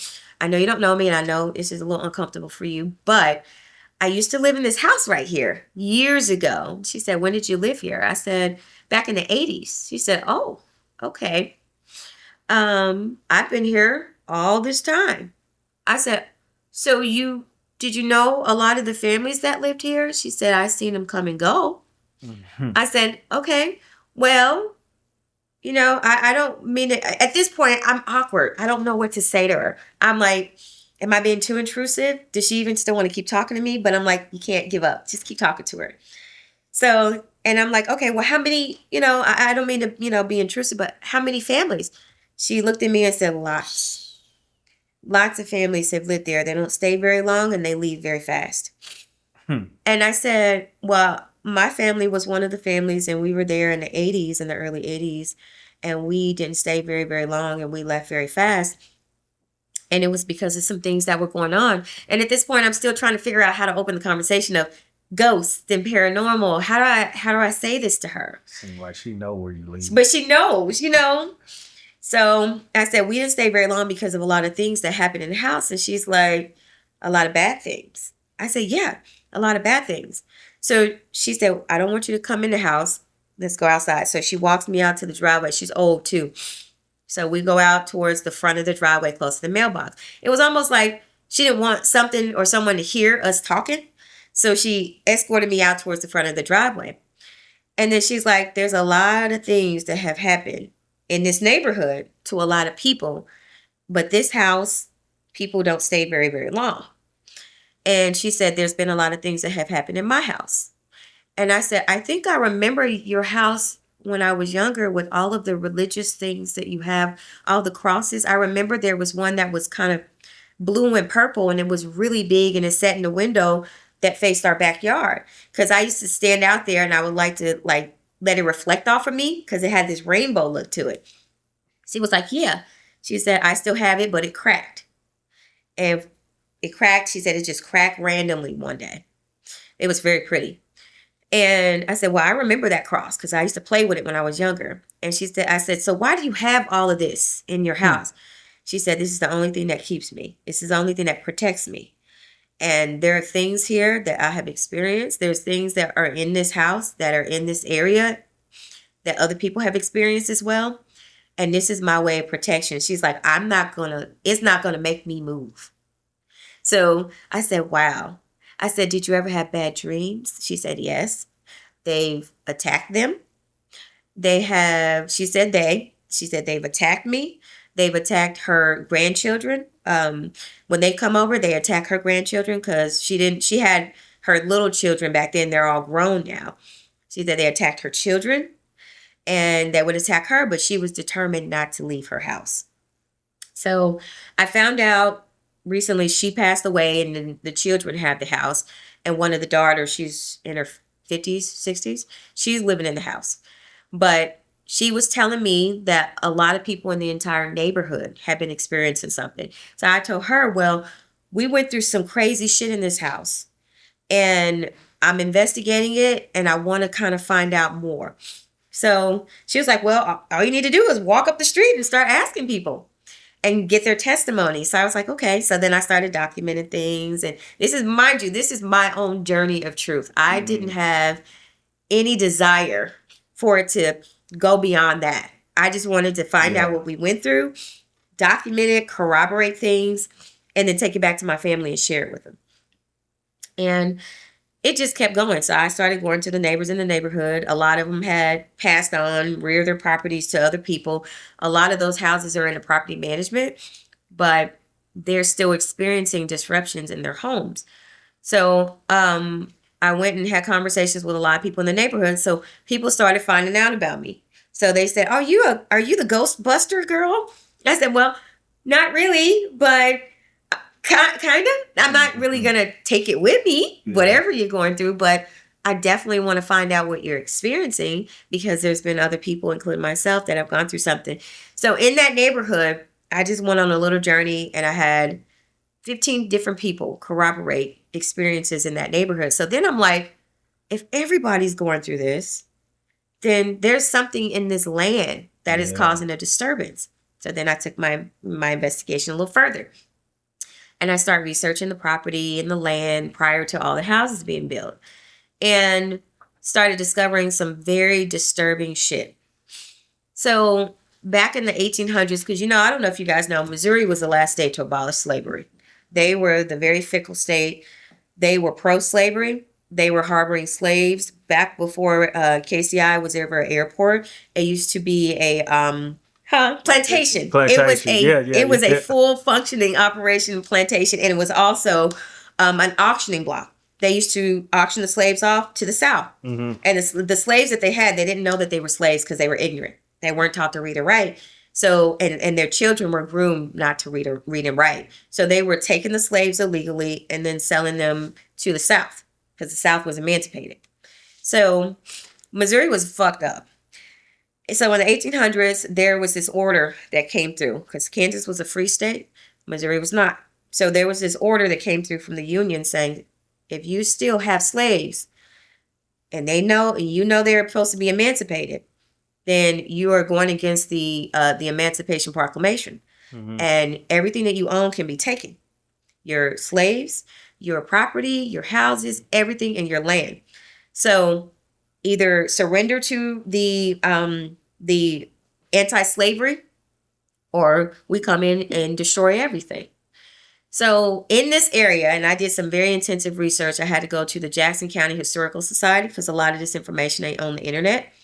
I had to go to the genealogy center, the Midwest Genealogy Center out in Independence. I had to go to so many different locations to get archives, microfilm. I spent months researching that area. And I came across some information about a gentleman. I'm trying to remember his name, and I hate that. His name is Charles. He came from Philly, bought up a bunch of land, 3,600 acres of land in the Southwest region, all throughout that entire sector of the Ruskin Heights district, the Ruskin High School. All of that territory was owned by this gentleman. And he had Native Americans as slaves. He had blacks as slaves. And when the order number 11 was enacted, he did not want to surrender. So what he did was, well, they're not gonna be free. I'm very cocky, I'm very prideful. If I'm going down, I'm going down with a fight. So he took everybody that was a slave on his land and he murdered them. And he buried them in that entire sector where those houses were. He buried them. He buried them 10 feet deep. So that way, just in case, if they weren't dead, they could crawl out of that deep mold, whatever they trench. They could crawl out of it. So they dug them deeper than 6 feet deep, just in case, because some of them would crawl out. So he buried them, killed their families, killed everybody, and buried them in that entire area. So when they came through, the militia came through, the Union came through, there was guerrilla groups that was coming through, raiding everybody's territories. It was pretty fucked up. And they couldn't take the slaves, but they were like, you're going to have to surrender your land. The fact that he did not get reprimanded for killing these people is the disturbing part. It made the news and everything, but he never got disciplined for killing them. No corrective action ever happened. They just took his land. And when they took his land, they knew that these graves were built there. The Union was very aware of that. So they were like, well, we're going to have to do something with the land. We're going to have to put something here. Otherwise, we have to surrender it over to the state. So they were like, what can we do? So they started building houses, flats. So if you notice, some of those houses out in South Kansas City in the Ruskin district, they don't have basements. They're built on concrete slabs for a reason. And they started building houses. And towards the 1800s, early 1900s, all of these houses and everything started becoming into development. The Ruskin High School was actually one of Charles's mansions. It was one of his huge mansions. And then there's a church out there, Memorial Missionary. I don't know if you guys know that one. It used to be a Home Depot right off 71, but they turned it into a church. But that was one of his mansions. So he had a mansion there, and then if you go over to another sector, he had Ruskin. Most people don't know that Ruskin Heights is known, its nickname is called the Battleground. So if you went to Ruskin and you don't know that, that's actually where a lot of the battles happen with the Union and a lot of the pro-slavery individuals. It happened right there. And it was a lot of bloodshed, a lot of death. But they end up turning his mansion into a school. So once I started doing more deeper dives and doing more investigating, people started telling other people about me. And they called me the ghost girl. I started getting emails and calls. And I was very casual and clueless back then. I was giving people my phone number. Yeah, just call me. Not really thinking about how intense this was going to get. These people have my private cell phone number. All these weirdos. So they started contacting me. And I said, okay, I'll come out and do an investigation. Because at this point, I'm in a journey of truth. I love researching. I was groomed to be a nerd. So I was on this journey. And I started going out doing investigations for people. Obviously, I needed to get some kind of preliminary evidence. And it was good because it was Black people. Black people were hitting me up. First, it was a little awkward for me because a lot of Black people that heard about me, they were like, oh, you into that stuff? You shouldn't be doing none of that stuff. You know, you're black. We don't do that. This bitch does, because I had to figure some shit out. But I got judged a lot more by black people than I did anybody else. But anyway, yeah, so I started doing investigations. There was black people that would hit me up, and I would go out and I started finding interesting things in their houses and showing it to them, like, this is what you're dealing with. This is the level of what you're dealing with, and you're not crazy. And that for me was a success. Mm-hmm. Being able to tell people, especially black people and people that come from our dynamic, that you're not nuts. Yeah. What you're experiencing is not a figment of your imagination, and you got somebody that looks like you that's telling you that. My name started getting out there a lot more, and I was kind of just doing this to help people. I got contacted by a podcaster, and I did a podcast interview, and then I got contacted by the Pitch Weekly. So they're like, oh, we heard about you. We want to do a story on you. Said, okay. I'm thinking about, the long-term thing of it and actually giving a damn about where it was going. This was an opportunity for me to share all of these stories. So I did a interview with the Pitch Weekly, and I ended up being on the front cover of the Pitch Weekly. They contacted me about a month after the release, and they was like, do you know that your release was the number one demanded Pitch Weekly we've ever had? Because they had never really, back then, it was 2019, 2020. They didn't really have a lot of black people on the covers. Yeah. So, and they were kind of taking a dive a little bit, because Pitch Weekly wasn't around like that, like it is now. It's a little bit more heat now. But they were like, yours was the number one, and we had so many people asking about your story, and I had got such an influx. My Pitch Weekly made it to LA. How I got out there, I don't know. But it made it to LA, and one of these producers contacted me, and they were like, we saw your Pitch Weekly in a coffee shop, and we want to interview you. So I spoke with them, and there was a producer for the Travel Channel. So they're like, we want to document all these investigations. How many have you done? During that time, I had done maybe 80 investigations. And the only thing with disclosing some of the stories in Missouri is Missouri has this psychologically impacted statute where they're not required to tell you what's going on with a property when you purchase it, when you lease it, when you rent it. They're not required to disclose anything. If there was a homicide, a suicide, a murder, HIV, STD, they don't have to disclose it. So they're protected by the statute, which changed in the early 90s, which was an indicator that there was a lot of shit going on. There's a lot of shit going on. A lot of people reporting paranormal disruptions. So I'm in the process of working with the state to try to reverse that, but it's legislatively it's not easy. It's not, because it's protected economically, because it's going to mess up a lot of real estate investments and things like that. If they start finding out about the history, people may not want to invest. They may not want to purchase. But yeah. So I'm lobbying for that. I'm lobbying to get that statute reversed to where they have to disclose it. But a lot of the findings and investigations I've done in Missouri, a lot of the people are renters. So I can't go against the grain. I can't disclose this stuff if you don't own the property. So I had to sign non-disclosure agreements and to protect the integrity of the person as well as the integrity of the people that actually own the property. Because if it got out, I could be sued. There's a lot of liability involved in that. I started doing investigations in multiple different areas. So anyway, the network's like, we heard about you. And we ain't never heard about a black woman doing this. So I was like, it's different. And, they interviewed me, and then I ended up starting to do some filming for them. So I did some filming for Painless Productions for the Travel Channel. It never got released, unfortunately, because during that time, they were going through a shift with their connections and networks with the Travel Channel. But I ended up having so many other interviews. I did an investigation at Fox News Studio down in their basement. I've done investigations at barbershops, nail salons, hair salons, daycares, ranches, wells. I've done so many investigations, just giving people a peace of mind and truth. I've done investigations out of town. Now, if they call me out of town to do an investigation, you don't have to pay me. I'm not flying out there for free.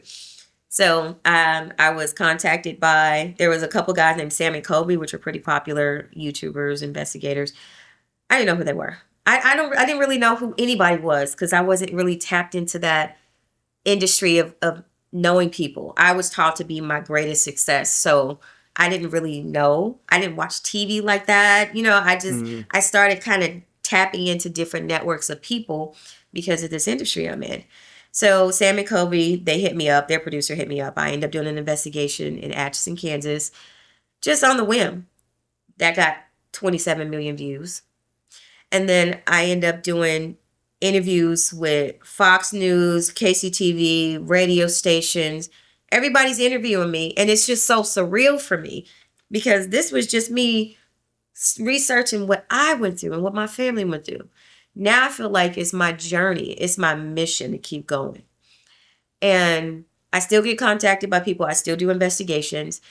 And now I have a podcast called Paranormal Impact where I interview other people and let them come into my studio and they share their stories. And, I've heard some unique stories, very unique stories. So what I'm doing with their stories is I'm taking their stories and I'm turning it into an actual reenactment series. And I'm going to reenact these stories.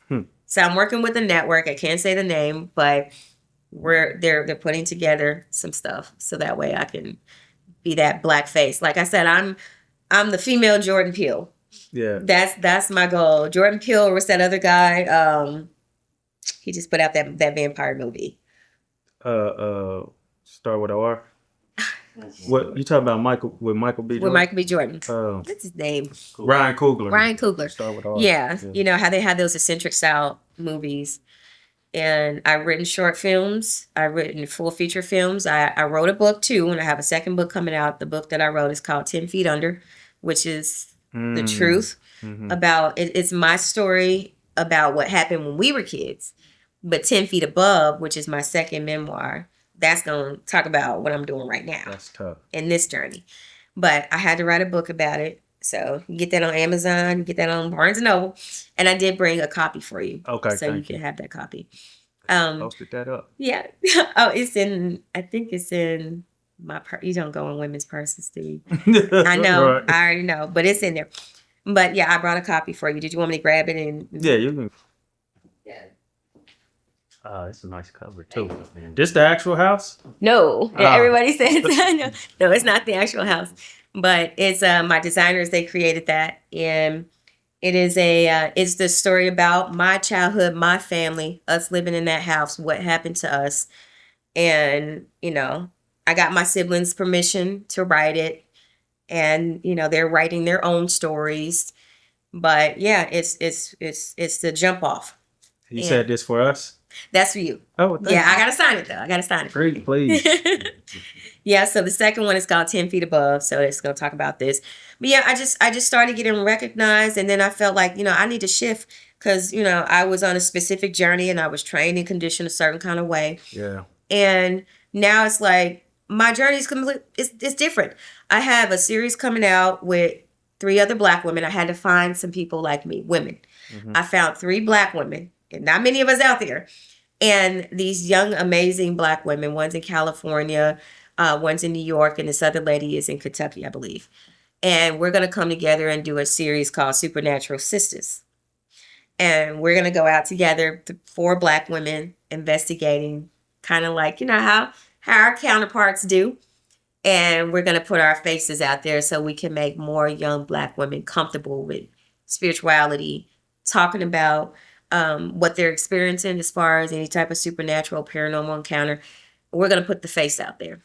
So I got these 3 ladies, and we're going to work on filming here in Kansas City very soon. Almost like the women Ghostbusters in a different way, though. Exactly. Yeah. It's just like the Black female Ghostbusters will have our uniforms and going into locations. Are you getting uniforms too? Yes. I like it. Yes. Yeah. Well, I hope y'all film that really good. Yes, get it shot really I do. Like I said, I love the setup here. It's very professional. I've watched a lot. I watched a lot of your interviews. The quality is amazing, by the way. But I do have a team that I'm going to be working with to do the filming. but the quality of it is going to be phenomenal. Good. Yeah, it's going to have a lot of interesting things. We're still going to have the comical side because, we Black women. So we're going to have our comical moments. And we human, Man. But we are definitely going to have our serious side, which is the side that we don't get recognized on a lot. I want y'all to know we're serious about this. So, but yeah, so we got that coming out. But so now I'm on this journey of let's get this exposure. Let's get these stories out here. The things that we were exposed to when we were younger, movies and stuff like that. That stuff is real. That's based on real life stuff, real life traumas that I had to go through with my family, and experiences that we don't talk about because it's such a taboo conversation in our culture. It's a stigma in the culture. We don't have those conversations about it. So we're removing the veil from all of that, and we're gonna talk about it. We're gonna normalize this shit. We're gonna get out here and we're gonna showcase us Black women. There is a group of Black brothers called the Ghost Brothers. I don't know if you've ever heard of them. You've heard of them? Dalen Spratt, he's the one that put it all together. He has his own little segment called the Graveyard Shift, but we're going to be doing investigations with them, building a bridge with them. They're the only other Black investigative group that I know. There aren't any other ones. So I said we're going to get out here. We're going to be the new Zach Bagan. You know what I mean? We're going to take it. We're going to take over. We're going to take over. Our faces will take over.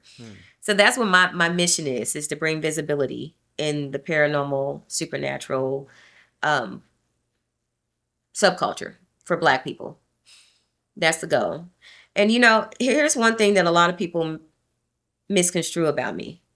They go to my Facebook page. Oh, she's cute. Oh, she unique. Oh, she must be weird. She must be strange. Because I know you mentioned dating must be difficult for me. It's interesting. It's interesting. I'm single now because I'm focused on my objectives. And I move around a lot. I do a lot of things. I research a lot. I'm always gone. I just came back from LA and I did a filming for Dan Aykroyd's show called The Unbelievable. Oh, So, why he a Ghostbuster too? I'm not a Dan Aykroyd a Ghostbuster? Dan Aykroyd was in Ghostbusters. Yeah. Yes, he was. So he's a host on the show called The Unbelievable. So they contacted me. They saw me on a podcast and it was like, we got to have your face. So it's going to be on the History Channel, which will be on Hulu. So it'll be out this year. So I'm always on the go. Thank you. I love me some Dan Aykroyd. Dan Aykroyd is he's an amazing actor. So, but yeah, I'm always on the go. So I don't stand still enough to be a conventional style woman. Yeah. But I'm a mother. I got children. I know what it is to be in a relationship. I've been in that dynamic before. But at this point in my journey, because when I was in relationships, at that point in my journey, I was submissive to my partner.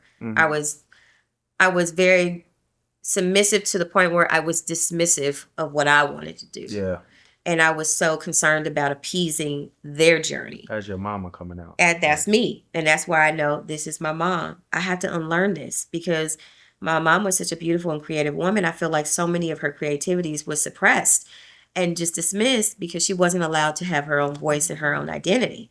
So moving away from that mindset and unlearning that conditioned lifestyle, I started saying, okay, if I really want to do this, I can't pamper my partner the way that I would like to, or in this kind of dynamic, because I'm neglecting myself. Yeah. And I know I'm going to have to move around a lot. So my partner would have to be strong enough to understand that. I move around with a lot of different people and I network with a lot of different people. So would he be strong in his emotional capacity to deal with that? Yeah. And I have not run into a lot of men that are, and I'm not saying I'm no independent woman and I don't need a man. No, I want a man. I need a man, but in a certain capacity. I got to have him in a certain capacity. So I have not yet run into a man that I felt was comparable for this journey and that understood it, respected, valued it. So I'm idle. I'm not searching. I'm not looking. I'm just stationary. I like it though. I'm learning a lot more about myself and what my desires are. And then my children are so supportive of it. And that is the thing that matters the most to me. They're so supportive.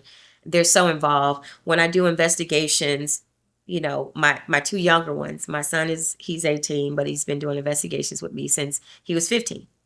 And he knows, set up the camera, set up the equipment. Mom's going to want me to be in this. Mom's going to want a microphone here. Mom's going to want a camera. He's groomed, but he loves it. And they're so supportive. My daughter, Jada, that hit you up, she's like, I need you to be on everybody's podcast. I need you on, because I'm not as aggressive in that area. Because I'm like, if you request me, I go. Yeah. But she's like, no. We need to get another setup for you. So she's kind of like my AR person now. She's reaching out, and she went to LA with me, and she got a chance to go backstage and behind the scenes, and it's really interesting. But she's like, yeah, I need to make sure you're in these spotlights with Black people. So I said, absolutely. And she hit me up that day. Yeah, she hit me up and was like, I need you to hit this person up. And I'm at dinner with my sister, and we're in a very strong conversation. She was like, I need you to stop what you're doing because he needs a response now. It was so fast. And I never told her it could be now. But my daughter, she was in the Navy. She's very militant minded and she's very strong. Yeah. She said, no, put down your fork. And I need you to respond. I said, all right. Because I said that. I was like, this is the fastest response I ever got. Like, that was quick. Yeah, I responded because my militant baby said, get on it. Yeah. So I did. At dinner, I'm like, my sister's like, what are you doing? I said, just hang on. I got to do this for Jada because she told me I got to get it done. Yeah. So I'm at dinner and I'm sending you a message. But yeah, they're very, very supportive. But, like I was saying earlier, and I think I kind of drifted. But a lot of people, they just kind of misconstrue me because they think that I'm into all this demonic stuff. She's got to be into witchery, and she's got to be into demonology, and she's probably into voodoo. I ain't into none of that shit. Yeah. I research it because a lot of people that I build bridges with and a lot of people I've done investigations for are into those things. So I have to be conscious of what I'm walking into. Because I've been into some houses where they've had some energy that was not very becoming because of the things that they're practicing and the belief structure they have. So I have to be conscious of those things. Yeah. But I don't practice none of that. I'm a regular woman that went through an experience, that went through situations, that wanted to find out the truth. And now I'm on this journey. I want to be clear, and I'm going to let you, because I feel like you got something. You got something. You got right. I want to be clear on what I meant when I asked you that, though, as far as the difficulty and how it may be difficult to date you. I was saying that because of what your father put on you, not because of you ghost hunting right now. That's different because of the militantness and you got to have shit this way and that way, the way you were talking to the other kids. I'm like, I can't imagine how it was when you was dating then. Yeah, when I was growing up and having to relate to other children and other people, it was a no nonsense mentality. Yeah, so. And in the way that I was rearing my children, there's no nonsense. But when I got in a relationship, though, I'm docile. I'm submissive. I'm like, the order of operations goes to my man. Okay. That's why I said that. More because of your father, not the ghost stuff. Yeah. Yeah. Yeah. I got a series of questions. They're going to be all over the place. First, you said your mother's from Louisiana. Her family's from Louisiana. Okay. Yeah. Do you know what part? Shreveport. Shreveport? Mm-hmm. Okay. So there is a possibility that you do have some Creole blood somewhere deep down inside. The cheekbones, the skin color kind of gives it off in that direction. Your father, after he witnessed that, have you ever talked to him about the incident or what happened afterwards? I never spoke to my father about any of that. We were not. There was one time I tried to, and he was in a nursing home, and I felt like, what could he do? He's dependent. He, has to be fed, and I asked him, and this is probably 2 months before he passed away. I said, Dad, do you remember what happened to us in that house? Did we have bad things happen to us in that house? So he rolls over and looks at me and turns his head. So I never said anything else about it. Never. Never brought it up. Never talked to my siblings either. Okay. Do you have deja vus? Yes. Yeah.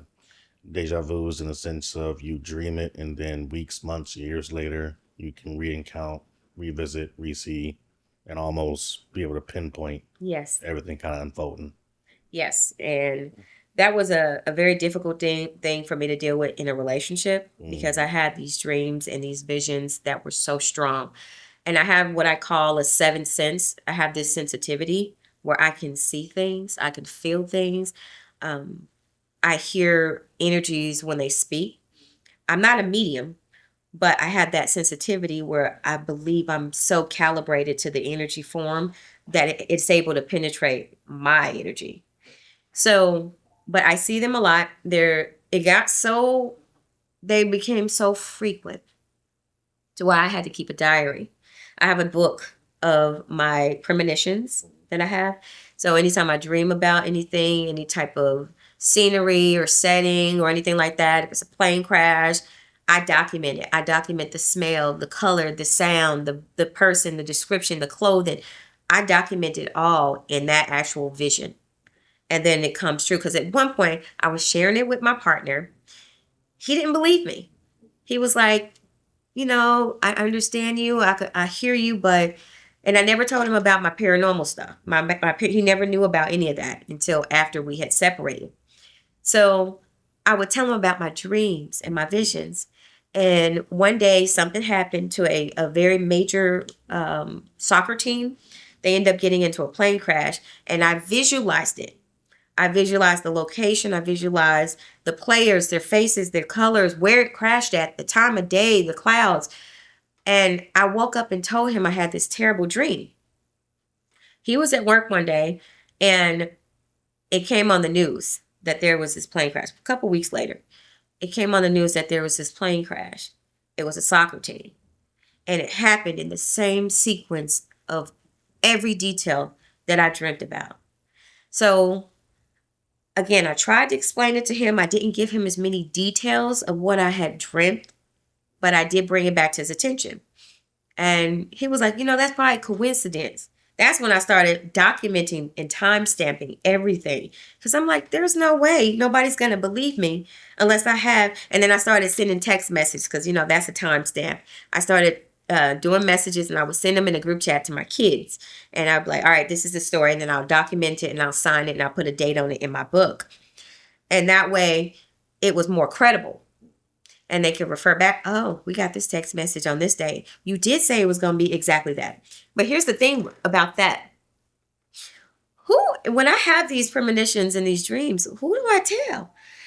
If there's something that happens with a signature individual and I see it ahead of time, and I go, how do I connect with them, first of all, to give them this information? And they're going to be looking at me like, are you trying to commit a crime? Or how do you know any of this stuff before it has even happened?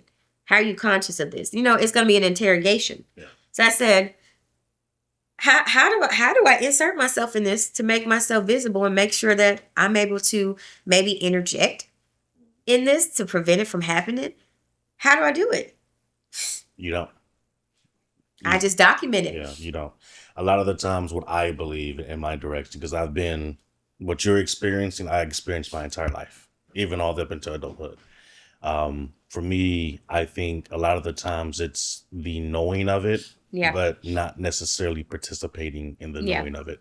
I feel like that having access to that fourth dimension or that seventh sense, you're fed this information, but it's not meant to be shared. And that's another thing. I am putting myself on this platform of visibility. So if I say, hey, this is going to happen, or if some people that are connected to me have these premonitions, I'm on a status that's high enough to get people's attention, to make them stop and say, we need to listen to her because she's credible. She has proven certain facts, and we need to listen and stop. So that's one of the things that I'm anchoring towards is more visibility so that way I can start telling these stories or telling these premonitions and maybe intercept something and maybe prevent some things from happening. But then, I also think about it too, and maybe it's crossed your mind, maybe it hasn't. If we do intercept that, right, it changes the trajectory of something. Something else could have been something else is not going to happen because this didn't happen. So would it even be beneficial? Excuse me. I think no. I think that a lot of the time, say that if you were to prevent a catastrophic event, right? Yeah. Something else has to take its place.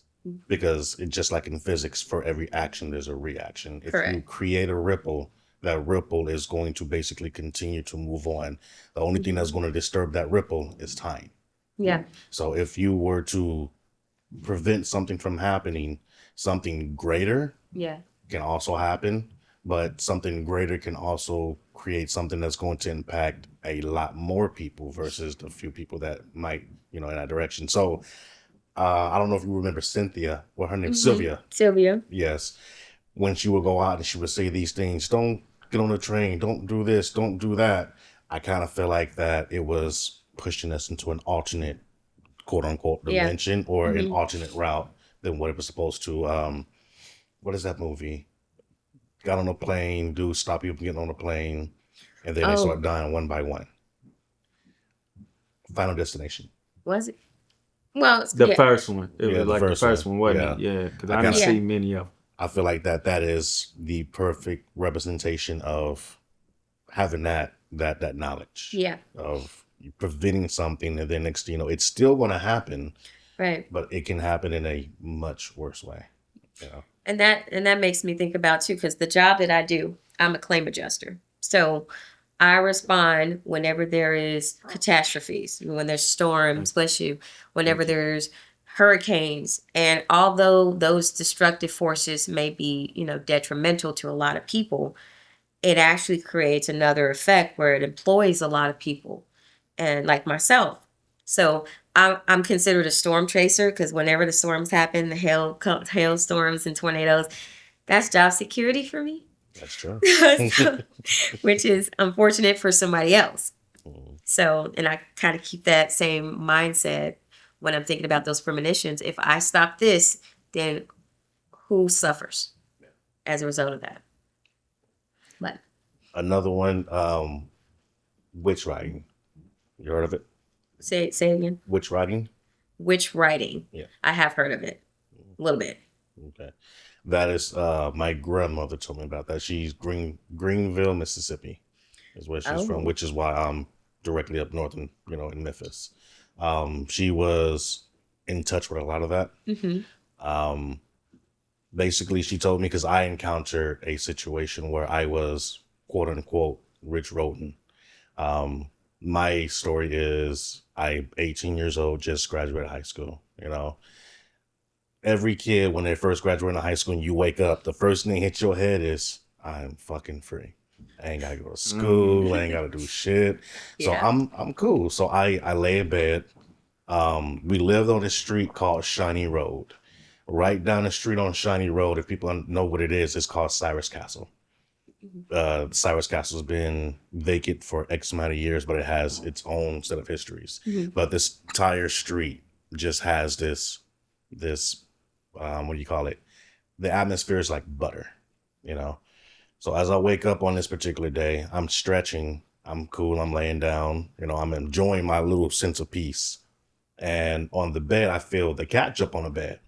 And I feel the cat, crawling towards me. I'm like, oh, yeah, it's just a cat.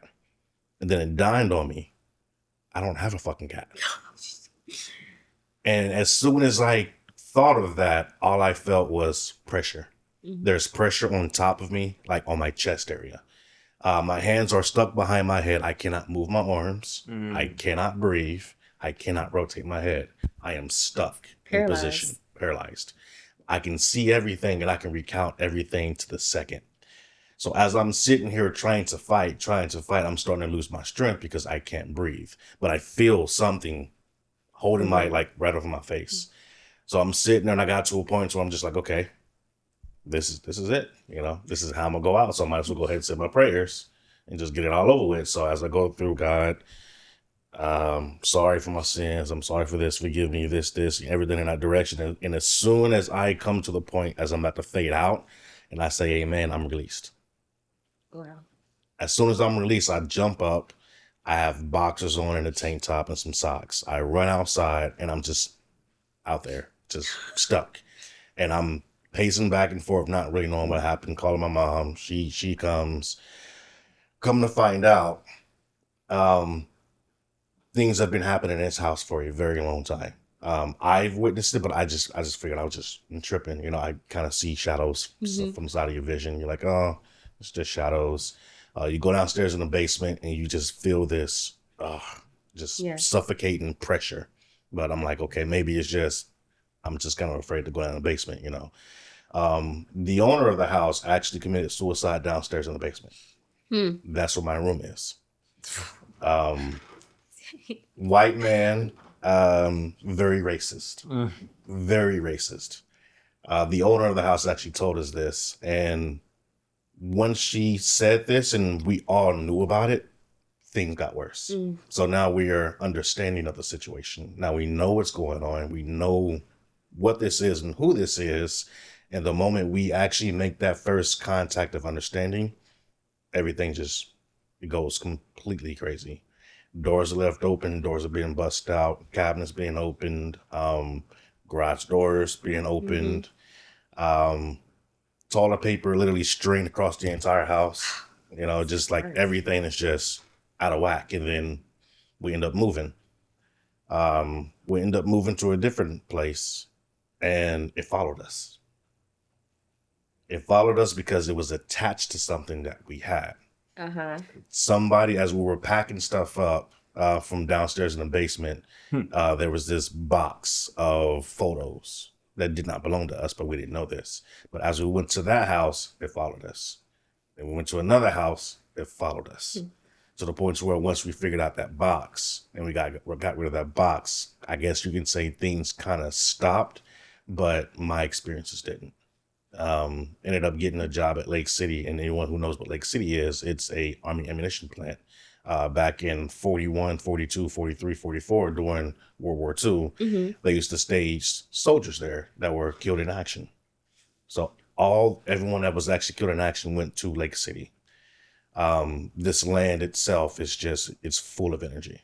You can sense it when you're there, but you will see things, you will hear things, and you will feel things. There will be times where you will hear somebody say something, but you're the only person in the room. Kind of make you question, am I schizophrenic? You know, or you will see cabinets being slammed shut, or you'll go into an area where we have like the bunkers, and you'll see people just walk by, or you'll look through a machine and you see somebody on the other machine, like, hey, let me get some help over here. And you walk over there and there's no one there, you know? So that, for me, I think being in that environment kind of flipped the switch. That I'm now, everywhere I go, I see and witness and feel all these different entities. So you feel like you also have a sensitivity now? Highly.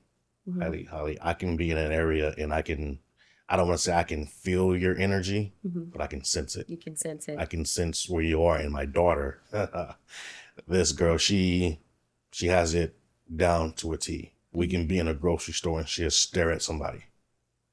And I'm like, what's wrong, baby? And she's like, that's not a good man. And I'm like, oh, okay, well, we're going to stay away from him then. So we're gonna head over this direction. Was your daughter born here or in Memphis? She was born here. Yeah. Okay. Yep. So do you still experience this? I feel like I'm on my podcast now. Do you still experience a lot of those things that you went through when you were in, was it Mississippi or Memphis? This was here, actually. All that happened when I located here. When you located here? When I here, yeah. In Memphis, I don't think I really encountered it a lot. Not until I actually got here. When I got here, I feel like that incident kind of opened the floodgates. And where was that location again? 8011 Shiny Road is the address. I'm sorry if the person lives there now, but 8011 Shiny Road. There's a house, there's a big mansion called Cyrus Castle.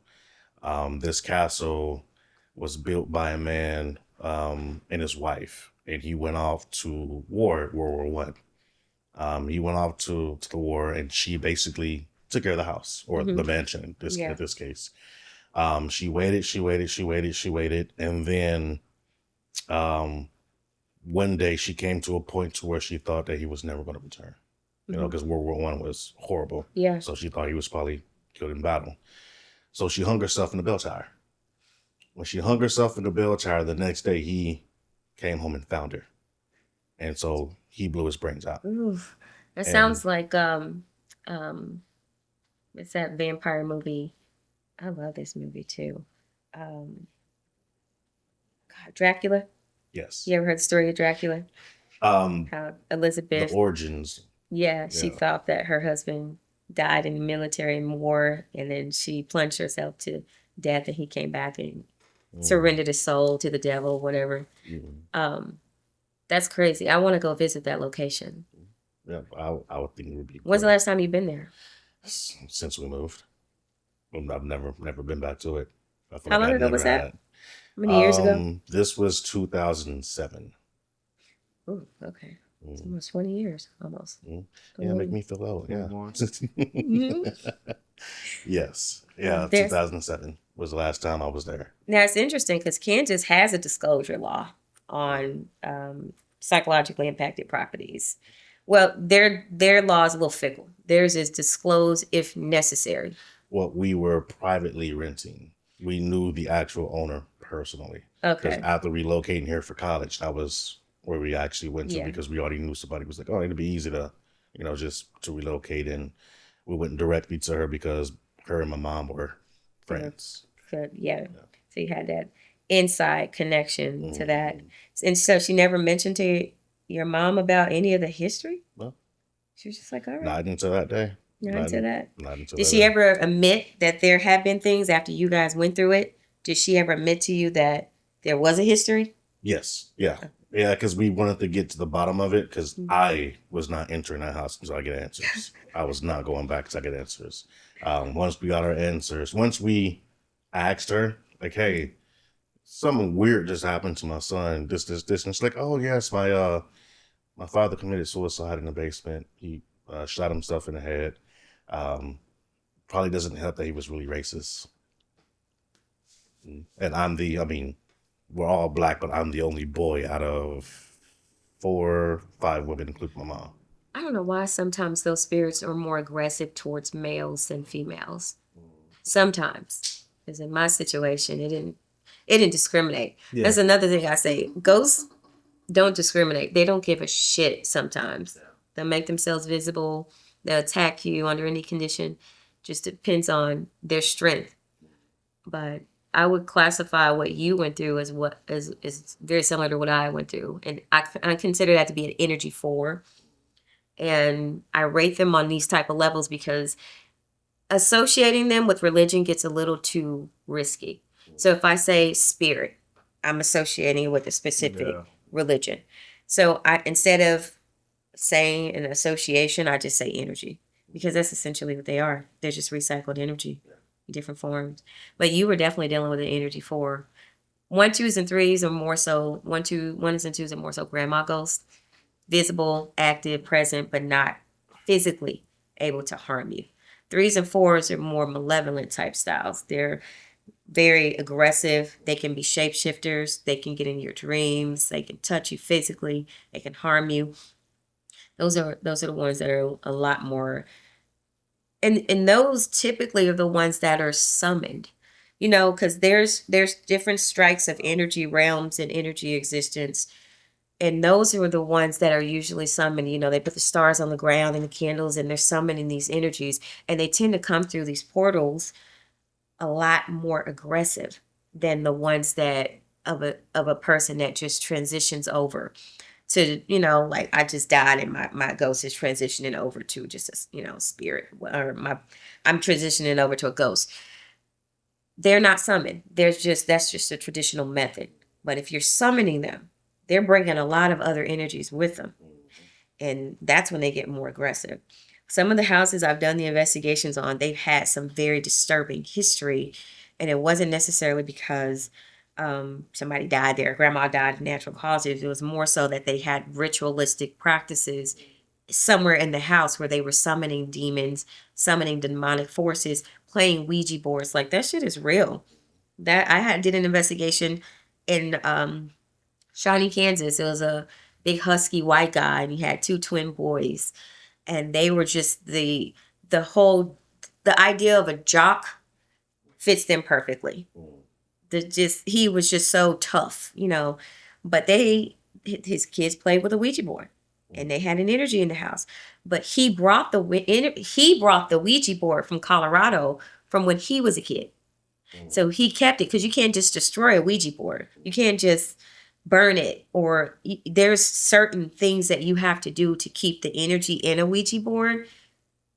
But you can't just destroy the object. That's why Ed and Lorraine had that whole house full of objects. They can't just burn them, because you make it worse, and you make it more aggressive. You set it free almost. Yeah, you set it free for it to connect with something else. So, but yeah, they had this Ouija board, and they brought back some very demonic stuff in their house. And yeah, that was pretty disturbing. I had to have a conversation with the father, and I'm like, something ain't adding up. You're hiding something. And that's when he confessed to me, it was my Ouija board. My grandmother gave it to me. I played with it when I was a kid, and she told me I had to take it with me. So he took it with him, and he had it in the attic. The kids found it and trying to impress their girlfriends. They were playing with it, and they unearthed some things. That stuff is real. You don't go summoning some shit, because some stuff you might summon, you may not be able to get rid of. Sure. Can't go bringing that stuff to life like that. One of the reasons why I don't take objects from strangers, or if I go to garage sales, is what is the one when a person passed away and you go and they have everything for sale? You said, what is it? Yeah, it has. A estate sale? Yes. Yeah. Cannot do any of those things. For me, I just feel like if I did do something, I'm going to pick the wrong object and then bring somebody home with me. Very true. And when you having that sensitivity, like I could walk past objects. I've got objects that I purchased from antique stores, but I have such a sensitivity. I could feel if there's something connected to the object, or if there's something demonic connected to the object. I won't get it. There's been investigations I've turned down because of how strong the energies are in the house and how active they are. Some I just won't take. Yeah. Can you talk about the Hutchinson? Which one? The Hutchinson. I cannot say Hutchinson. Hutchinson. Yeah. Hutchinson? Yes. Hutchinson, Kansas? Yes. Can you talk about that? I'm not sure if that's going on one of your shows or not. Okay. What happened with Hutchinson? Because that's where my dad's from. Oh, I thought you did something there. And okay. Let me think. Unless so when I went to Hutchinson, where my father, let me see, what did I do? That's it. Atchison. Atchison, Kansas. Oh, okay. Yeah, I did Atchison. Okay. Because I was going to say Hutchinson. How to get Hutchinson? Okay. But that's funny, because that's where my father's from. Okay. All his family's from Hutchinson. Is that the Sally House? Or Atchison, Kansas is at the Sally House. That's the Atchison? Okay. Yeah. It's Hutchinson, the graveyard of emptiness. You said it's Hutchinson, the graveyard of emptiness? Yes. No, Hutchinson is a city in Kansas. No, I'm saying, there's a graveyard? Is there a graveyard there that's what is it called? A hollow tree? There is in Hutchinson, Kansas. There is a graveyard that is coined the sad location, but there's a lot of older people in that community that are there. So there's a lot of historical and a lot of seniors from 1800s that are there. The whole families are there. But as far as Atchison, Kansas, where I did the investigation at, it was at the Sally House. It was at the Sally House. Have you been to the Sally House? I've seen it. I've never been inside of it because of the energy that I felt by the gate. You went to it. You physically went out there. Yeah, I physically went there, seen it. It was like, yeah, I'm good. Yeah. I got brought into that again, Sam and Kobe. That was the first time I went. And when I went there, I had to leave the investigation. I got sick.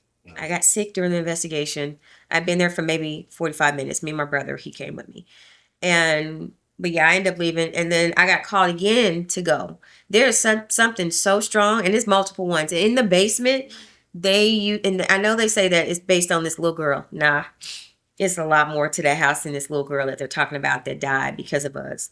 I think it was like a laryngectomy or something like that.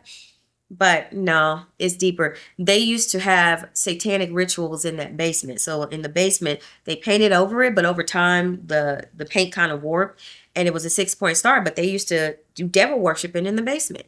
So that's why it's so active.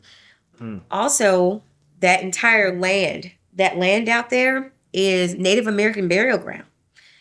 And they used to have what is called earth lodges. They had earth lodges back in the day. All of that's Native American burial ground. And Native Americans are very particular in how they bury their dead.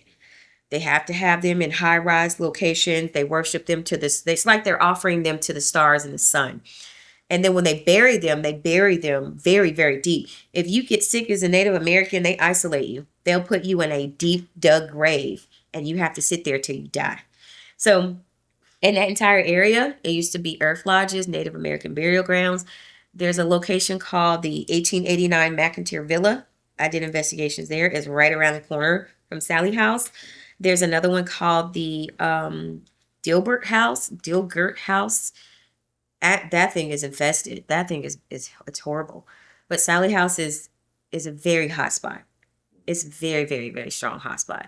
But yeah, they call me the Sally House girl because when networks contact me, they want me to come out there because they saw me. Like I have a documentary on Tubi because of my investigations at the Sally House. It was through some scariest places in America, some show. But yeah, but because of that, Sally House. Me and my girls, we're gonna go to the Sally House. Yeah. I'm taking them. I mean, I would say I would love to see it. I'm not going, but I would definitely love to see it. The energy for me, Yeah, just by being that close to the house, was just enough for me. it's very strong. Let me ask you this: like throughout, like did you get your answer? Yep. Throughout your investigations and stuff like that, I know it happened to you in your own home, but Yeah. do things happen to you while you're investigating? Yes. What's some of the things that have happened to you? Well, the standout things that have happened to you while While investigating. investigating. So there was one investigation that I canceled on when I first walked up to the house. Whatever it was, whatever energy that they had in that house, it was in Independence, Missouri. It scratched me across my chest and my shirt ripped. And the lady told me, I told you, whatever's here is strong and it doesn't like females. So I canceled that investigation. There's an investigation that I did in South Carolina? Yep, South Carolina at William McCorkle's house. It used to be a house owned by a Confederate soldier. And it was also, they had so many slaves there. It was a military outpost. When I went to that foyer, when I first walked into the house, and meeting the lady and her husband. Their last name was Heinz Ketchup. Heinz, I used to call him Heinz Ketchup. But meeting them and standing in their foyer, in the center of the foyer, and when you first walk in the front entry, a big giant, gosh, it was blue fire. It was an inferno of blue fire, and it just went straight through the ceiling. That same house, I was upstairs doing the investigation. I saw a lady pass me, and like it was a black lady, and she had on these old school cloth clothes and what's that, apron? She had on an apron. She was carrying a baby, and she comes up to me and she rushes through me, and she's crying and she rushes through me. So I tip backwards and I almost fall out this lady's window because she had these big bay windows. I almost fell out the window because the lady rushed through me so fast. Trying to think of another time. They're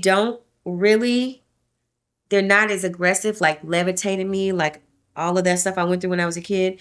I've never experienced that in an investigation. But I have experienced being rushed through, seeing certain things, getting a scratch on my chest. That was the most physically damaging one, was that one. So it's still, some of them don't want you there. Yes. Just like they don't want these people in their house right now. Yes. So you don't have to necessarily live there to be like, get out. To be under attack. Nope. Yeah. Nope. You could be under attack. Just like that lady that was sitting there, her cigarettes, slid across the table. Mm-hmm. They don't give a shit. True. They don't want anything disturbing where they're at. Mm-hmm. And And that's kind of where that house was built. It was built on a burial ground. And when you're disturbing their rest, they're gonna get aggressive. They're gonna try to uproot you because you're not supposed to be there. But yeah, that's the worst thing. The scratch on my chest. I was like, I'm out. I can't do it, ma'am. I'm sorry. Whatever it is you're dealing with, you need to sell this fucking house and get out. Yeah. You don't stay here. It's nah. Yeah. Nah. Anyone ever talk to you?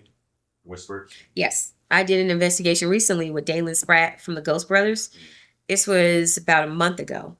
And him and I went out to Atchison, Kansas. We went to the Dilgert house. And they always speak to me. And it doesn't come in a summoning way. I can't be like, hey, are you here? Talk to me. What's your name? Nah. For me, it's more telepathic.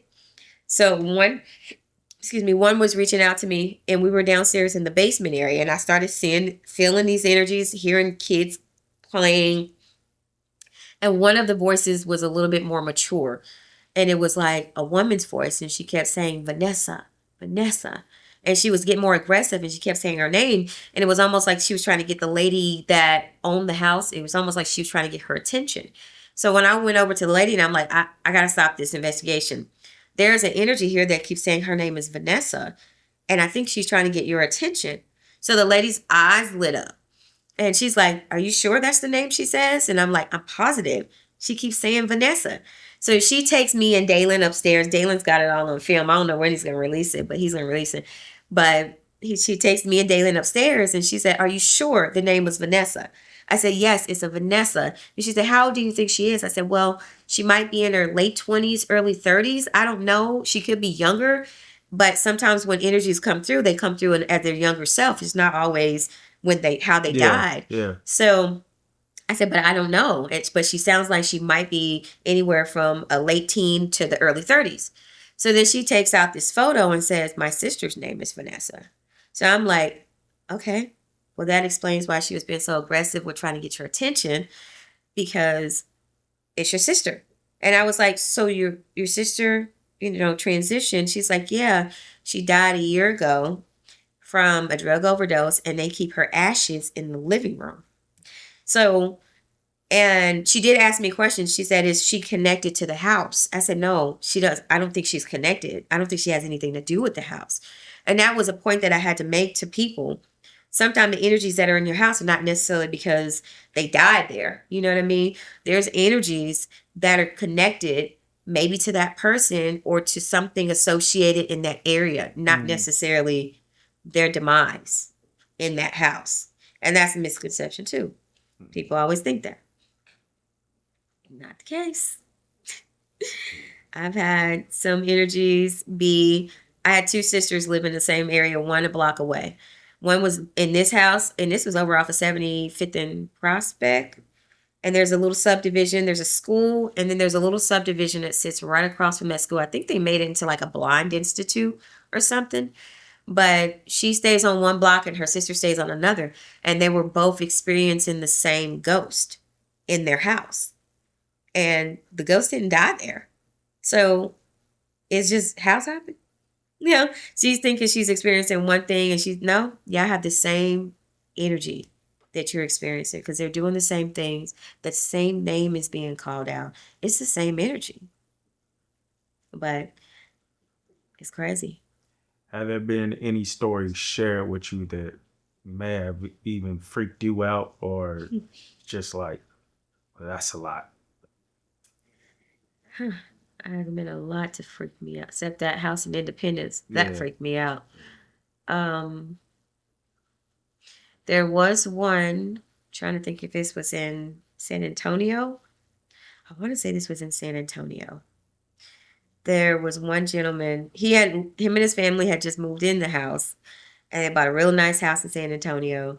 And when they were doing a lot of remodeling in the house. So the construction crew, they would go in and they were doing some remodeling and stuff.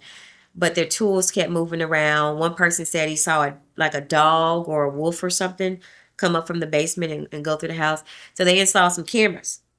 And they started seeing these dark shadows that looked like animals running across like fast in the living room from the basement in the living room, back and forth. They even seen one shadow meet up with the other one and then run across. I've never dealt with animals. Yeah. Like the animal spirit, I've never dealt with that. But again, depending on how severe and how strong that energy is, they can be shapeshifters and they can morph into other things.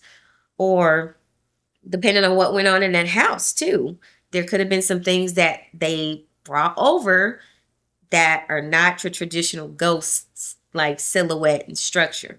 They could have brought some demonic, aggressive type animalistic demons from over. That was one that I did not take.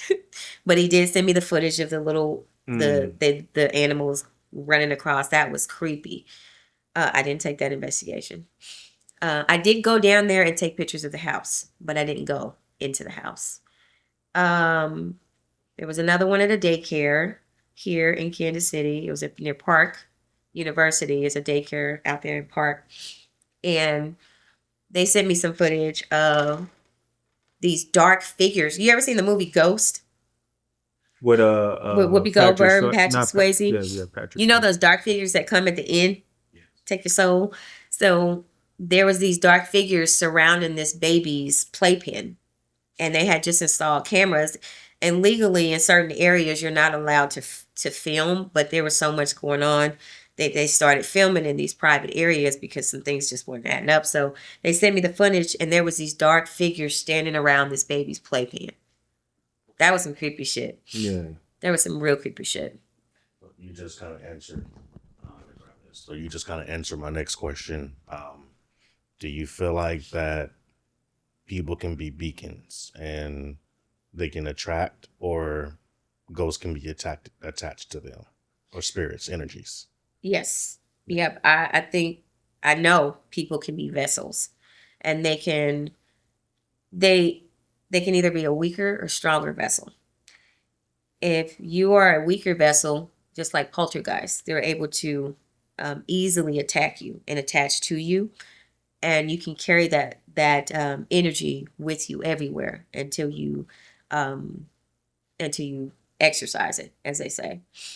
But and then there's just unfortunate vessels that you could have practiced something with somebody, done like the Ouija board, and then you unfortunately get something that latches onto you because of that association. Yeah. So that's why I tell people you got to be very careful what you say, what you do, the things that the games that you play. I know everybody are thrill seekers, and they're looking for their next wow factor, what can disturb me, but you got to be very careful because things can easily attach themselves to you because of what you're doing. Do you believe in Caspers, like friendly ghosts, or do you think they're like friendly ghosts out there? Yes, I do. And that's funny because people always associate ghosts with being bad. Yeah. And they're not all bad. That's why I got levels. There's ones and twos, which are grandma ghosts, and they're just active, but they're not harmful. Mm-hmm. They're just present. But they're not out here to destroy you or to harm you. There have been very friendly ghosts in people's houses that I've done investigation with. There's been ghosts that are protectors, that do certain things and are around you to protect you. Or I had one lady, she said, every single day there's this newspaper that comes and sits on my bed. I don't go get the newspaper, but the newspaper's on my bed because she liked to read. So that was something that one of her family members used to do. They used to get the paper. Mm-hmm. So she just sits the newspaper and she's like, it's a nice ghost. It's just getting the paper for you. Mm-hmm. So, but yeah, there are energies that are, less invasive, less aggressive, that are just active. But they're caught up in this world where there's a lot of other things going on. And they also have to establish their placement as well. Because there are energies that are so strong that they can, how do I put it? They can gatekeep. So in some houses, like the Sally House has a demonic gatekeeper, and it keeps certain energies within the house in certain sections of the house, like the doll room and the basement. It gatekeeps. And so some energies, they have to succumb to higher energy forms. Okay. What do you call those? Not the gatekeepers, but the protectors. Those spirits or energies that are there to quote unquote protect. Some people call them angels, Mm. depending on what your religious belief is.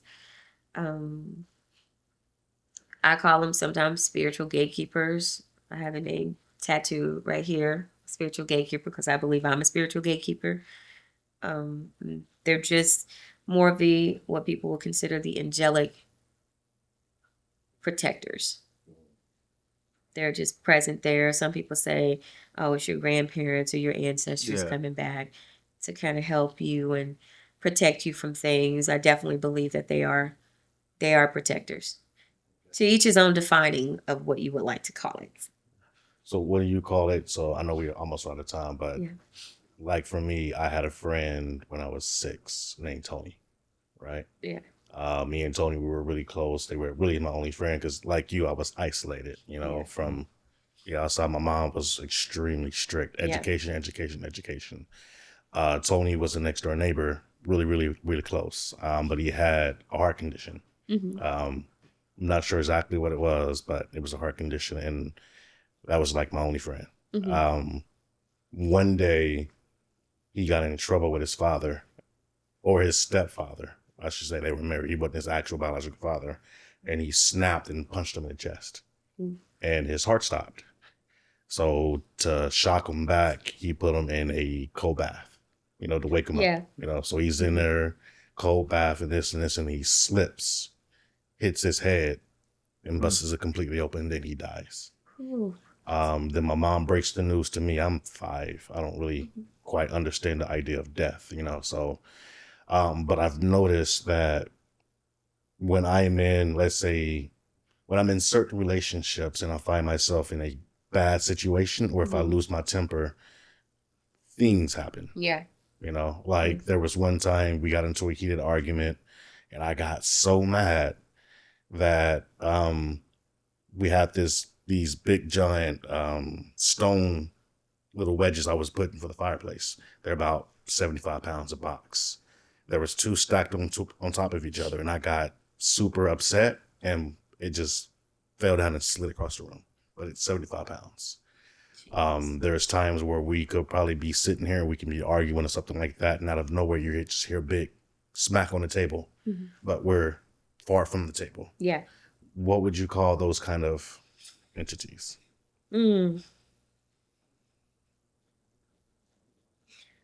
Those are, I don't know, I would probably put them in a category of a 3. And considering, okay, run that back again so I can get a better idea. There was an instance, this is right here, this is the worst of all of them. We just had my daughter, and she was going through, what do you call that? It's that depression. Perimenopause, not perimenopause, but postpartum. There we go. She's going through postpartum, and really, really huge fight. It was all about waking up and getting her bottle. Something very small.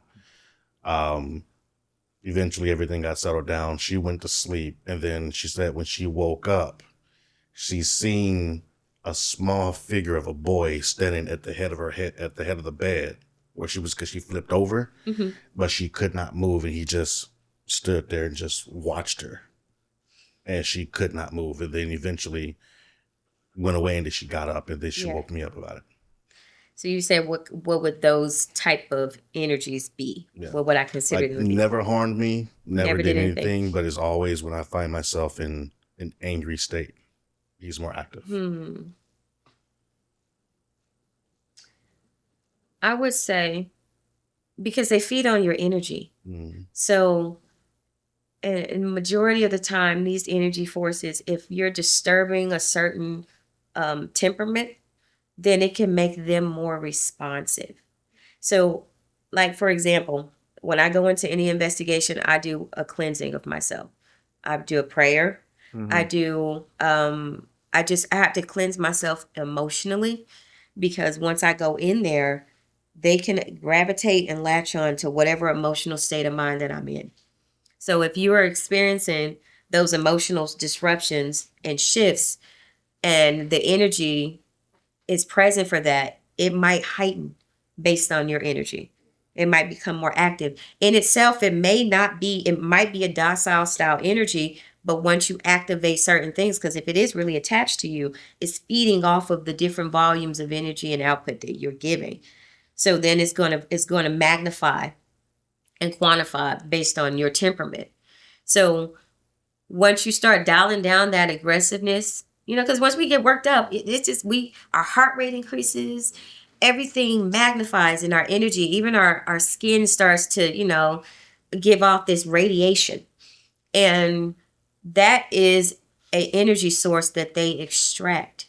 So you have to level yourself out to keep them at a reasonable energetic reception. Because at the end of the day, all of these energy forms, whether it is ghosts, people consider ghosts, spirits, demons, all of them are feeding off of the kinetics of our force field. And we are energy. We are compromised of energy and water, but ultimately we're energy, and we're recycled energy. So if you understand like reincarnation, how things recycle themselves, it's all energy. It's just coming back and reverting into a different form, sometimes some stronger than others. So you ever felt like you was in a room and your energy was stable, but when you feel like your energy shifted a little bit, you could tell like other people, and it's not like you said anything. Yeah. It's not like you spoke it. Yeah. But your energy just got a little different, and it affected other people. Mm-hmm. Or you could feel the energy of somebody else. That's kind of the same thing. It's the same kinetic. They can feel that. Did that make sense? That makes sense. Yeah. Was you still on? Oh, no, you're good. Do you believe, and forgive me if you asked her this already, and forgive me if you made mention of this already.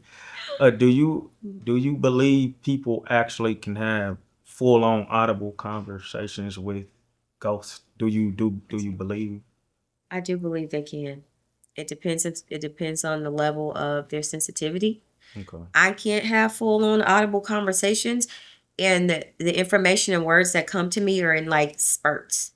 It's never a full complete sentence. It's words. It's scrambled sometimes, and I gotta kind of make sense of it, like a spirit box. You ever heard those spirit boxes where the words will come through like death, get out? It's scrambled because it's trying to come through a different realm of energy receptor.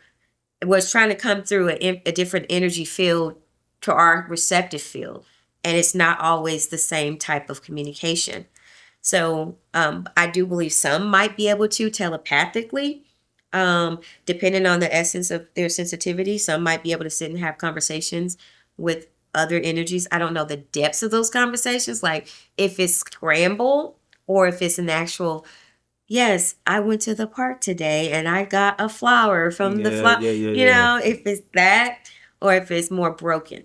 Okay. And I'm not necessarily saying the people that are in your field or connected fields. I'm talking about like Just you come people. you come into here right now, and I'm sitting here just hollering at somebody, and y'all looking at me crazy, but I'm really like hollering at this spirit or this energy. Yeah. So there was another person that she was having a full-blown conversation with an energy. Didn't even know that it wasn't real. But she thought it was a real person. She was sitting in a cafe and they were having a full conversation. Yeah. And on camera, she's sitting there having a conversation with somebody that she thought was real. So she actually sees this thing that we don't see. That nobody else sees. Like I said, there's different people and different sensitivity levels. So, but she's sitting there and they caught it on camera because they started having other people complain about the energy in their shop, in their cafe. And then she's like, yeah, I had a conversation with a woman in a cafe, and then they had it on film, her talking. She was like, I had a full-on conversation.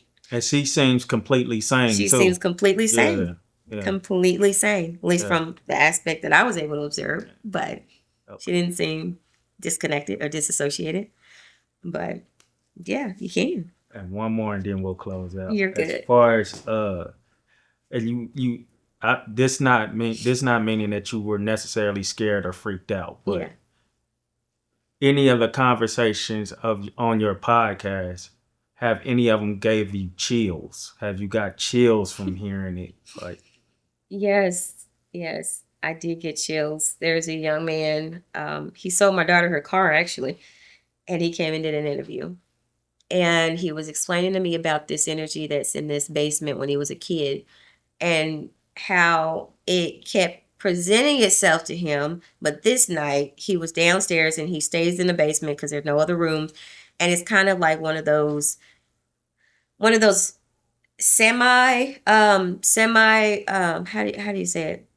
It's not a concrete basement, semi-finished is what I'm going for.